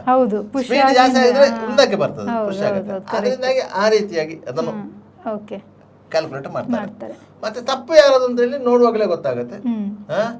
ಅದು ಸಾಮಾನ್ಯವಾಗಿ ಹಿಂದೆ ಹೇಗಿತ್ತು ಅಂತ ಹೇಳಿದ್ರೆ, ದೊಡ್ಡ ಗಾಡಿಗೆ ಕೇಸ್ ಆಗ್ತಾ ಇದ್ರು ಆಕ್ಸಿಡೆಂಟ್ ಆದ್ರೆ, ಚಿಕ್ಕ ಗಾಡಿಗೆ ಅದು ಮಾನವೀಯತೆ ಮೇಲೆ ಬಿಡ್ತಾ ಇದ್ದದ್ದು. ದೊಡ್ಡ ಗಾಡಿಗೆ ಕೇಸ್ ಹಾಕಿದ್ರೆ ದೊಡ್ಡ ಗಾಡಿಯ ಇನ್ಶೂರೆನ್ಸ್ ಚಿಕ್ಕ ಗಾಡಿಯವನಿಗೆ ಕ್ಲೈಮ್ ಆಗ್ತದೆ ಅನ್ನೋ ಕಾರಣಕ್ಕಾಗಿ ಚಿಕ್ಕ ಗಾಡಿಯವನ ತಪ್ಪು ಮಾಡಿದ್ರು ಸಹ ದೊಡ್ಡ ಗಾಡಿಯವನಿಗೆ ಕೇಸು ಬೀಳ್ತಿತ್ತು. ಈಗ ಆಗಲ್ಲ. ಈಗ ಅವರು ಈಗ ಎಲ್ಲ ಕಡೆಯಲ್ಲಿ CC ಕ್ಯಾಮರಾ ಇದೆ, ಅದನ್ನು ಸೂಕ್ಷ್ಮವಾಗಿ ಗಮನಿಸ್ತಾರೆ. ಯಾರು ತಪ್ಪಿದೆ ಆ ತಪ್ಪಿತಸ್ಥರಿಗೆ ಫೈನ್ ಅಥವಾ ಶಿಕ್ಷೆ ಮೇಲೆ ಕೇಸ್ ಹಾಕ್ತಾರೆ. ಯಾಕಂತ ಹೇಳಿದ್ರೆ ಅದು ನೆಕ್ಸ್ಟ್ ಇನ್ಸೂರೆನ್ಸ್ ಕ್ಲೈಮ್ಗೆ ಹೋಗುವಾಗ ಇನ್ಸೂರೆನ್ಸ್ ಕ್ಲೈಮ್ ಹೋಗೇ ಹೋಗ್ತದೆ, ಪರಿಹಾರಕ್ಕಾಗಿ ಹೋಗೇ ಹೋಗ್ತದೆ. ಯಾಕಂದ್ರೆ ವಾಹನಗಳಿಗೆ ಇನ್ಸೂರೆನ್ಸ್ ಕಟ್ಟಿರ್ತಾರೆ, ಅದ್ರ ಕ್ಲೈಮಿಗೆ ಹೋಗಿರ್ತದೆ. ಆ ಸಂದರ್ಭದಲ್ಲಿ ಅವರ ಒಂದು ಲೀಗಲ್ ಟೀಮ್ ತನಿಖೆ ಮಾಡ್ತದೆ. ಇನ್ಸೂರೆನ್ಸ್ ನವರ ಒಂದು ಲೀಗಲ್ ಟೀಮ್ ತನಿಖೆ ಮಾಡ್ತದೆ. ಆ ಟೀಮು ತನಿಖೆ ಮಾಡಿ ಈ CCTV ಫುಟೇಜ್ಗಳು ಅದನ್ನು ಎಲ್ಲ ಕಲೆಕ್ಟ್ ಮಾಡ್ತವೆ. ಆಗ ಪೊಲೀಸರು ಏನು ದಾಖಲೆ ಸೃಷ್ಟಿ ಮಾಡಿದ್ದಾರೆ ಅದು ತಪ್ಪಿದ್ದರೆ ಅವರು ಇವರ ಹಿರಿಯ ಅಧಿಕಾರಿಗಳಿಗೆ ರಿಪೋರ್ಟ್ ಕೊಡ್ತಾರೆ. ಪೊಲೀಸರು ಸರಿಯಾಗಿ ತನಿಖೆ ಮಾಡಿಲ್ಲ, ಅದರಲ್ಲಿ ಅವರು ತಪ್ಪಿದ್ದಾರೆ, ಅದರಿಂದ ಅವರ ಮೇಲೆ ಆಕ್ಷನ್ ತಗೊಳ್ಳಿ ಅಂತ ಹೇಳ್ತಾರೆ. ಆದ್ರಿಂದ ಅದು ಸಬ್ ಇನ್ಸ್ಪೆಕ್ಟರ್ ಯಾರು ತನಿಖೆ ಮಾಡಿದ ಅವನ ಗುತ್ತಿಗೆಗೆ ಬರ್ತದೆ. ಅದಕ್ಕೆ ಬೇಕಾಗಿ ಈಗ ಅಂತ ಇದು ಮಾಡುದಿಲ್ಲ. ಇಲ್ಲ ಇದ್ರೆ ಅಪ್ರಾಪ್ತ ವಯಸ್ಸಿನ ಬಾಲಕ ಒಬ್ಬ ಬೈಕಲ್ಲಿ ಹೋದ. ಅದೇ ನಾನು ಕೇಳ್ಬೇಕಂತ ಅನ್ಕೊಂಡೆ. ಇವಾಗ ಅಪ್ರಾಪ್ತ ವಯಸ್ಸಿನ ಬಾಲಕರೆಲ್ಲ ಗಾಡಿನ ತುಂಬಾ ಸ್ಪೀಡ್ ಆಗಿ ತಗೊಂಡು ಹೋಗೋದು ಎಲ್ಲ ಮಾಡ್ತಾರೆ, ಅವ್ರ ಲೈಸೆನ್ಸ್ ಕೂಡ ಇರೋದಿಲ್ಲ. ಅದಕ್ಕೆ ಯಾವ ರೀತಿ ಶಿಕ್ಷೆ ಇದೆ ಸರ್? ನೋಡಿ, ಅದಕ್ಕೆ ಅವನಿಗೆ ಹೇಗೂ ಶಿಕ್ಷೆ ಇದೆ ಅಲ್ಲ, ಯಾರು ರೈಡ್ ಮಾಡ್ಕೊಂಡು ಹೋದಂತ. ಆ ಬೈಕ್ RC ಓನರ್ ಯಾರಿದ್ದಾರೆ ಅವನಿಗೂ ಶಿಕ್ಷೆ ಇದೆ. ಅವನಿಗೆ ಎಷ್ಟಿದೆ ಗೊತ್ತಾ? ಅವನಿಗೆ 25,000 ಫೈನ್ ಬೀಳುತ್ತೆ. ಅವನಿಗೆ ಅಪ್ರಾಪ್ತ ವಯಸ್ಸಿನ ಬಾಲಕರಿಗೆ ನೀವು ವಾಹನ ಕೊಟ್ರೆ ಆ ವಾಹನವನ್ನು ಪೊಲೀಸರು ಹಿಡಿದು ಕೇಸು ಮಾಡಿದ್ರೆ ಅದಕ್ಕೆ RC ಓನರ್ಗೆ 25,000ವರೆಗೆ ಫೈನ್ ಇದೆ. ಗಾಡಿಗೆ ರೇಟ್ ಇರೋದು 15,000 ಬಿಡಿ, ಆದ್ರೆ ಫೈನ್ 25,000 ಇದೆ. ಅದಕ್ಕೆ ಹೇಳುದು ಅಪ್ರಾಪ್ತ ವಯಸ್ಸಿನ ಹುಷಾರಾಗಿರ್ಬೇಕು, ಬಾಲಕರಿಗೆ ವಾಹನ ಕೊಡಬಾರ್ದು. ಮನೆಯವರು ಮನೆಯಿಂದ ಅಂಗಡಿಗೆ ಹೋಗ್ಲಿಕ್ಕಂತಲೂ ವಾಹನ ಕೊಡಬಾರ್ದು. ಪೊಲೀಸರು ಹಿಡಿದ್ರೆ ಮಾತ್ರ ಕೇಸ್ ಆಗೋದಂತಲ್ಲ. ಪೊಲೀಸರು ಹಿಡಿದ್ರೆ ಮಾತ್ರ ಕೇಸ್ ಆಗೋದಂತಲ್ಲ. ಎಲ್ಲಾದ್ರೂ CC ಕ್ಯಾಮರಾದಲ್ಲಿ ಆ ಗಾಡಿ ಐಡೆಂಟಿಫೈ ಆದರೆ, ಡಿಟೆಕ್ಟ್ ಆದರೆ, ಅದರ ಮೇಲೆ ಅವರು ತನಿಖೆ ಮಾಡಿದ್ರೆ ಆಗ್ಲೂ ನೋಟಿಸ್ ಬರ್ತದೆ. ಯಾರಿಗೆ? RC ಓನರಿಗೆ ಬರುವುದು, ಬೇರೆ ಯಾರಿಗೂ ಬರುವುದಿಲ್ಲ. ಮತ್ತೆ ಅಪ್ರಾಪ್ತ ವಯಸ್ಸಿನ ಬಾಲಕರು ಆಕ್ಸಿಡೆಂಟ್ ಮಾಡಿದರೆ ಯಾವುದೇ ರೀತಿಯ ವಿಮಾ ಪರಿಹಾರಗಳು ಸಿಗುವುದಿಲ್ಲ. ಆದ್ರಿಂದಾಗಿ ಅದು ಒಂದು ಇದಿದೆ. ನೀವು ನಿಮ್ಮ ಗಾಡಿಗೆ ಏನಾದರೂ ತೊಂದರೆ ಆಗಿದೆ ಅಂತ ಹೇಳಿದ್ರೆ ನೀವೇ ಅದನ್ನು ಕಟ್ಟಿಕೊಳ್ಳಬೇಕು. ಅಪ್ರಾಪ್ತ ವಯಸ್ಸಿನ ಮಕ್ಕಳಿಗೆ ಯಾವತ್ತು ಗಾಡಿ ಕೊಡಬೇಡಿ, ಮತ್ತು ಡ್ರೈವಿಂಗ್ ಲೈಸೆನ್ಸ್ ಇಲ್ಲದಂತ ವ್ಯಕ್ತಿಗಳಿಗೂ ಗಾಡಿ ಕೊಡಬೇಡಿ. ಅದು ಪ್ರಾಪ್ತ ವಯಸ್ಕರಾಗಿದ್ರು ಸಹ ಅವರಿಗೂ ಗಾಡಿ ಕೊಡಬೇಡಿ ಅಂತ. ಯಾಕಂತ ಹೇಳಿದ್ರೆ ಅಂತವರು ಹೋಗಿ ಆಕ್ಸಿಡೆಂಟ್ ಮಾಡಿ ಇನ್ನೊಬ್ಬರ ಜೀವಕ್ಕೆ ತೊಂದರೆ ಆದರೆ ಅವರು ಇನ್ಸೂರೆನ್ಸ್ ಕ್ಲೈಮ್ ಮಾಡಿದ್ರೆ ಇನ್ಸೂರೆನ್ಸ್ ಕಂಪನಿಯವರು ಇನ್ಸೂರೆನ್ಸ್ ಕೊಡ್ಲಿಕ್ಕೆ ಒಪ್ಪುವುದಿಲ್ಲ. ಆದರೆ ನ್ಯಾಯಾಲಯ ಇಷ್ಟು ಪರಿಹಾರವನ್ನು ಕೊಡಲೇಬೇಕು ಅಂತಲೇ ಆದೇಶ ಮಾಡ್ತದೆ. ಅದನ್ನು ಇನ್ಸೂರೆನ್ಸ್ ಕಂಪನಿಯವರು ಕೊಡ್ಲಿಕ್ಕೆ ಒಪ್ಪುವುದಿಲ್ಲ. ಆಗ ನ್ಯಾಯಾಲಯಕ್ಕೆ RC ಓನರ್ನ ಮೇಲೆ ಕೇಸ್ ಹಾಕ್ಲಿಕ್ಕೆ ಆಗ್ತದೆ ನ್ಯಾಯಾಲಯದಲ್ಲಿ ಕ್ಲೈಮ್ಗೆ. ಆಗ RC ಓನರ್ನ ಮನೆ ಆಸ್ತಿ ಇದರ ಮೇಲೆ ಅಟ್ಯಾಚ್ಮೆಂಟ್ ಹೋಗ್ತಾರೆ. ಅಟ್ಯಾಚ್ಮೆಂಟ್ ಹೋಗಿ ಅವನ ಹತ್ರ ವಸೂಲಿ ಮಾಡಲೇಬೇಕು, ಅನಿವಾರ್ಯ. ಈಗ ನ್ಯಾಯಾಲಯ ಒಂದು ಆದೇಶ ಮಾಡಿದ ಮೇಲೆ ಆದೇಶ ಯಾವ ರೀತಿಯಲ್ಲಾದ್ರೂ ನಿಮಗೆ ಜಾರಿ ಆಗಲೇಬೇಕು. ಅದರಿಂದಾಗಿ ಅಂಥದ್ದೊಂದು ಸಿವಿಲ್ ವ್ಯಾಜ್ಯ ಆಗುತ್ತೆ. ಅಟ್ಯಾಚ್ಮೆಂಟ್ಗೆ ಹೋಗ್ತಾರೆ. ಅಟ್ಯಾಚ್ಮೆಂಟ್ ಅಲ್ಲಿ ಆ ಪರಿಹಾರ ಧನ ಬಂದೇ ಬರ್ತದೆ. ಅದಕ್ಕೆ ಬೇಕಾಗಿ ನೀವು ಯಾರು ಆಗಲಿ ವಾಹನವನ್ನು ಚಲಾಯಿಸುವಾಗ ಎಲ್ಲ ದಾಖಲೆಗಳು ಸುಸ್ಥಿತಿಯಲ್ಲಿ ಇರುವಂತೆ ನೋಡ್ಕೊಳ್ಬೇಕು. RC driving license, pollution certificate, insurance 4.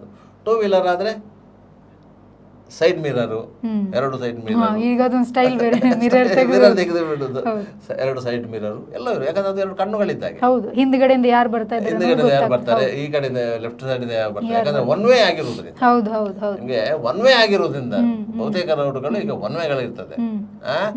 ಇಲ್ಲಾಂದ್ರೆ ಮೀಡಿಯಂ ಇರ್ತದೆ, 2 ಸೈಡಲ್ಲಿ ಒಂದೇ ಸೈಡ್ಗೆ ಹೋಗುವಂಥದ್ದು ಇರ್ತದೆ. ಆಗ ನಿಮಗೆ ಲೆಫ್ಟ್ ಸೈಡಲ್ಲೂ ಯಾರು ಬರ್ತಾರೆ ನುಗ್ತಾರೆ. ಹೌದು ಹೌದು ಲೆಫ್ಟ್ ಸೈಡ್ ಅಲ್ಲಿ ನುಗ್ತಾರೆ. ಎಲ್ಲ ಸಾಮಾನ್ಯವಾಗಿ ವಾಹನದ ಬಲದ ಬದಿಗೆ ಓವರ್ಟೇಕ್ ಮಾಡ್ಬೇಕಂತ ನಿಯಮ ಇರುವುದು. ಒನ್ ವೇ ಆದ್ರಿಂದ ಲೆಫ್ಟ್ ಸೈಡ್ ಅಲ್ಲೂ ಬರ್ತಾರೆ, ಹೌದು, ಬರ್ತಾರೆ, ಹೌದು. ಸಹಜವಾಗಿ ಸಹಜವಾಗಿ ಆದ್ರೆ ನಿಮ್ಗೆ ಗಮನ ಬರ್ಬೇಕು ಅಂತ ಹೇಳಿದ್ರೆ ಅದಕ್ಕೆ ಮಿರರ್ ಬೇಕಾಗುತ್ತೆ, ಹೌದು. ಬೇಕು. ಅದಕ್ಕೂ ಇಲ್ಲ, ಅದಕ್ಕೊಂದು ಫೈನ್ ಇದೆ. ಹ್ಮ್ ಮಿರರ್ ಇಲ್ಲ, ಸಿಂಗಲ್ ಮಿರರ್ ಇದ್ರೂ ಒಂದು ಫೈನ್ ಇದೆ. ಫೈನ್ ಇದೆ, ಹೌದು. ಓಕೆ ಓಕೆ ಅದರಿಂದಾಗಿ ನೀವು ಎಲ್ಲೆಲ್ಲಿ ತಪ್ಪುಗಳಲ್ಲಿ ಸಿಕ್ಕಿ ಹಾಕೊಳ್ತಾರೆ ಅಂತೇಳಿ ಪೊಲೀಸರು ಕಾಯ್ತಾ ಇರ್ತಾರೆ. ಇಲ್ಲ ಇದ್ರೆ ನಿಮ್ಮನ್ನು ಏನು ಮಾಡೋದಿಲ್ಲ. ನೀವು ನಿಮ್ಮಷ್ಟಕ್ಕೆ ಎಂಜಾಯ್ಫುಲ್ ಆಗಿ ಹೋಗ್ತಾ ಇದ್ರೆ, ಡ್ರೈವಿಂಗ್ ಮಾಡ್ಕೊಂಡು ಹೋಗ್ತಾ ಇದ್ರೆ ನಿಮ್ಮನ್ನು ಅವ್ರು ನಿಲ್ಲಿಸೋದೇ ಇಲ್ಲ. ಯಾಕಂದ್ರೆ ನೋಡುವಾಗ ಗೊತ್ತಾಗುತ್ತೆ ಅವರಿಗೆ. ಯಾಕಂತ ಹೇಳಿದ್ರೆ ನಾವು ಮಾತ್ರ ಅಲ್ಲ, ಅವರು ದಿನಕ್ಕೆ ಸಾವಿರಾರು ಮಂದಿಯನ್ನು ನೋಡಿರ್ತಾರೆ. ಅವರಿಗೆಲ್ಲ ಅನುಭವಗಳಿರ್ತದೆ. ಅದರಿಂದಾಗಿ ಪೊಲೀಸರೊಟ್ಟಿಗೆ ಒಳ್ಳೆಯ ರೀತಿಯಲ್ಲಿ ಬಿಹೇವ್ ಮಾಡಬೇಕು, ವರ್ತಿಸಬೇಕು.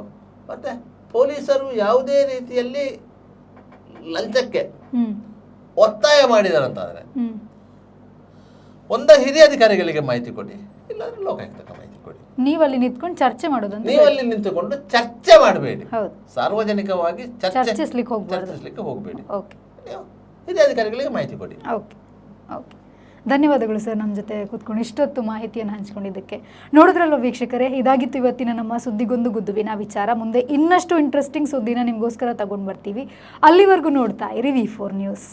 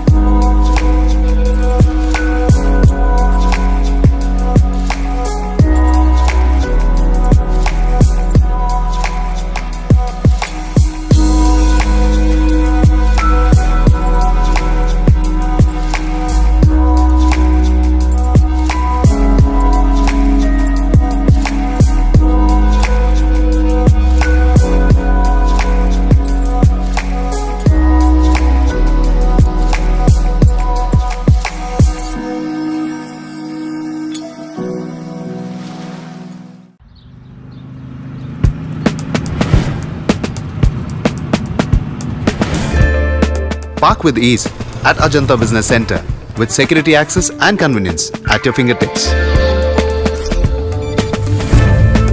Step into a welcoming lobby where a warm smile greets you and your clients.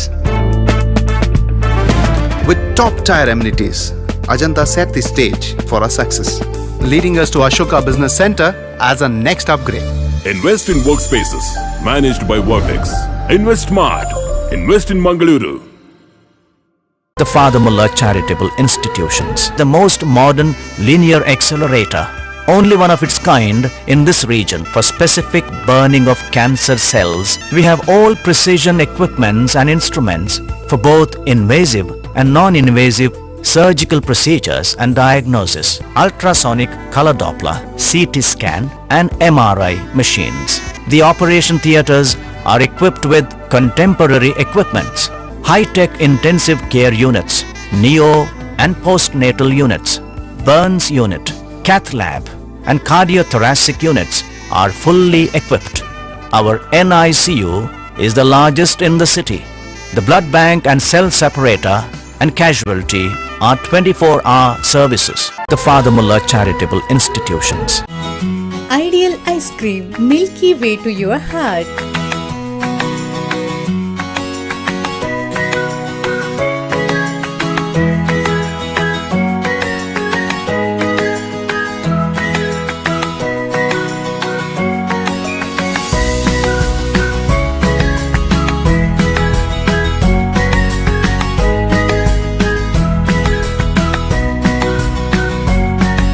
Embellished with a variety of fruits and flavored with rich crunch and chips. They treat your taste buds. Ideal Ice Cream.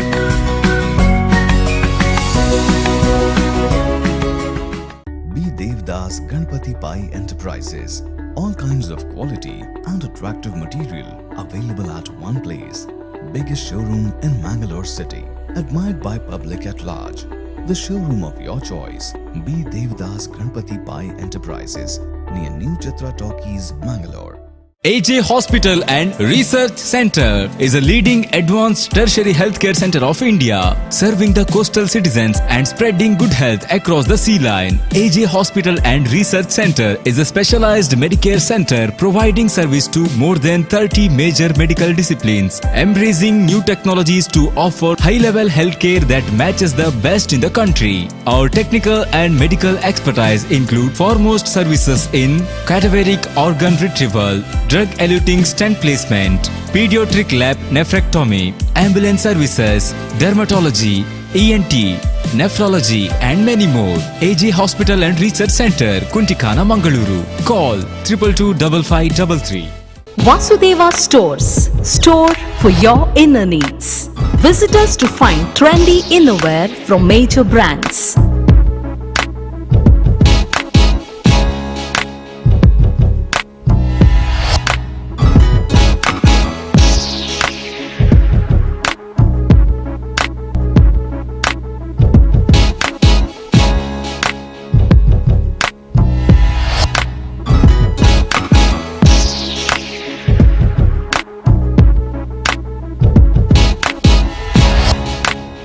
Visit Vasudeva Stores, ground floor, Ideal Towers near Sharavu Ganapati Temple, Mangaluru. Hi ಏನು ಆಶೀರ್ವಾದಕ್ಕೆ join ಆಯ್ರ ಬೈನಿ ಆಶೀರ್ವಾದ ಬಂಡೊಂದು scheme ಅವಟ್ಟೆ ಇಲ್ಲುಂಡು bike ಉಂಡು car ಉಂಡು ಇಲ್ಲಾಗ ಬೋಡೇನ ಮಾಂತ ಐಟಮ್ಲು ಉಂಡು guarantee ಉಂಡತ ನಂಬಿಕೆಗೆ ನನಂಜಿ ಪುದರೆ ಆಶೀರ್ವಾದ ಯಾನ್ ಸೇರ್ದೆ ನಿಕ್ಲ ಸೇರ್ಲವೇ ತುಳುನಾಡದ ಮಾಂತ ಬಂದಲಿಗಳ ಸೊಲ್ಮೆಲು ಆಶೀರ್ವಾದ 2.0 ಯಾಲ್ನ ಸೇರ್ದೆ ನಿಕ್ಲ ಸೇರ್ಲಿ.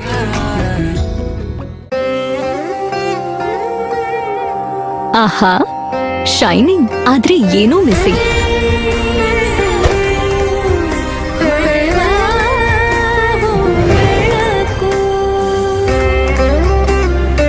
ಇದು ಹೊಳಿತಿದೆ ನಿಮ್ ಥರಾನೇ, ನೀನು ಸಹ ಹೊಳಿತಿದ್ಯಾ.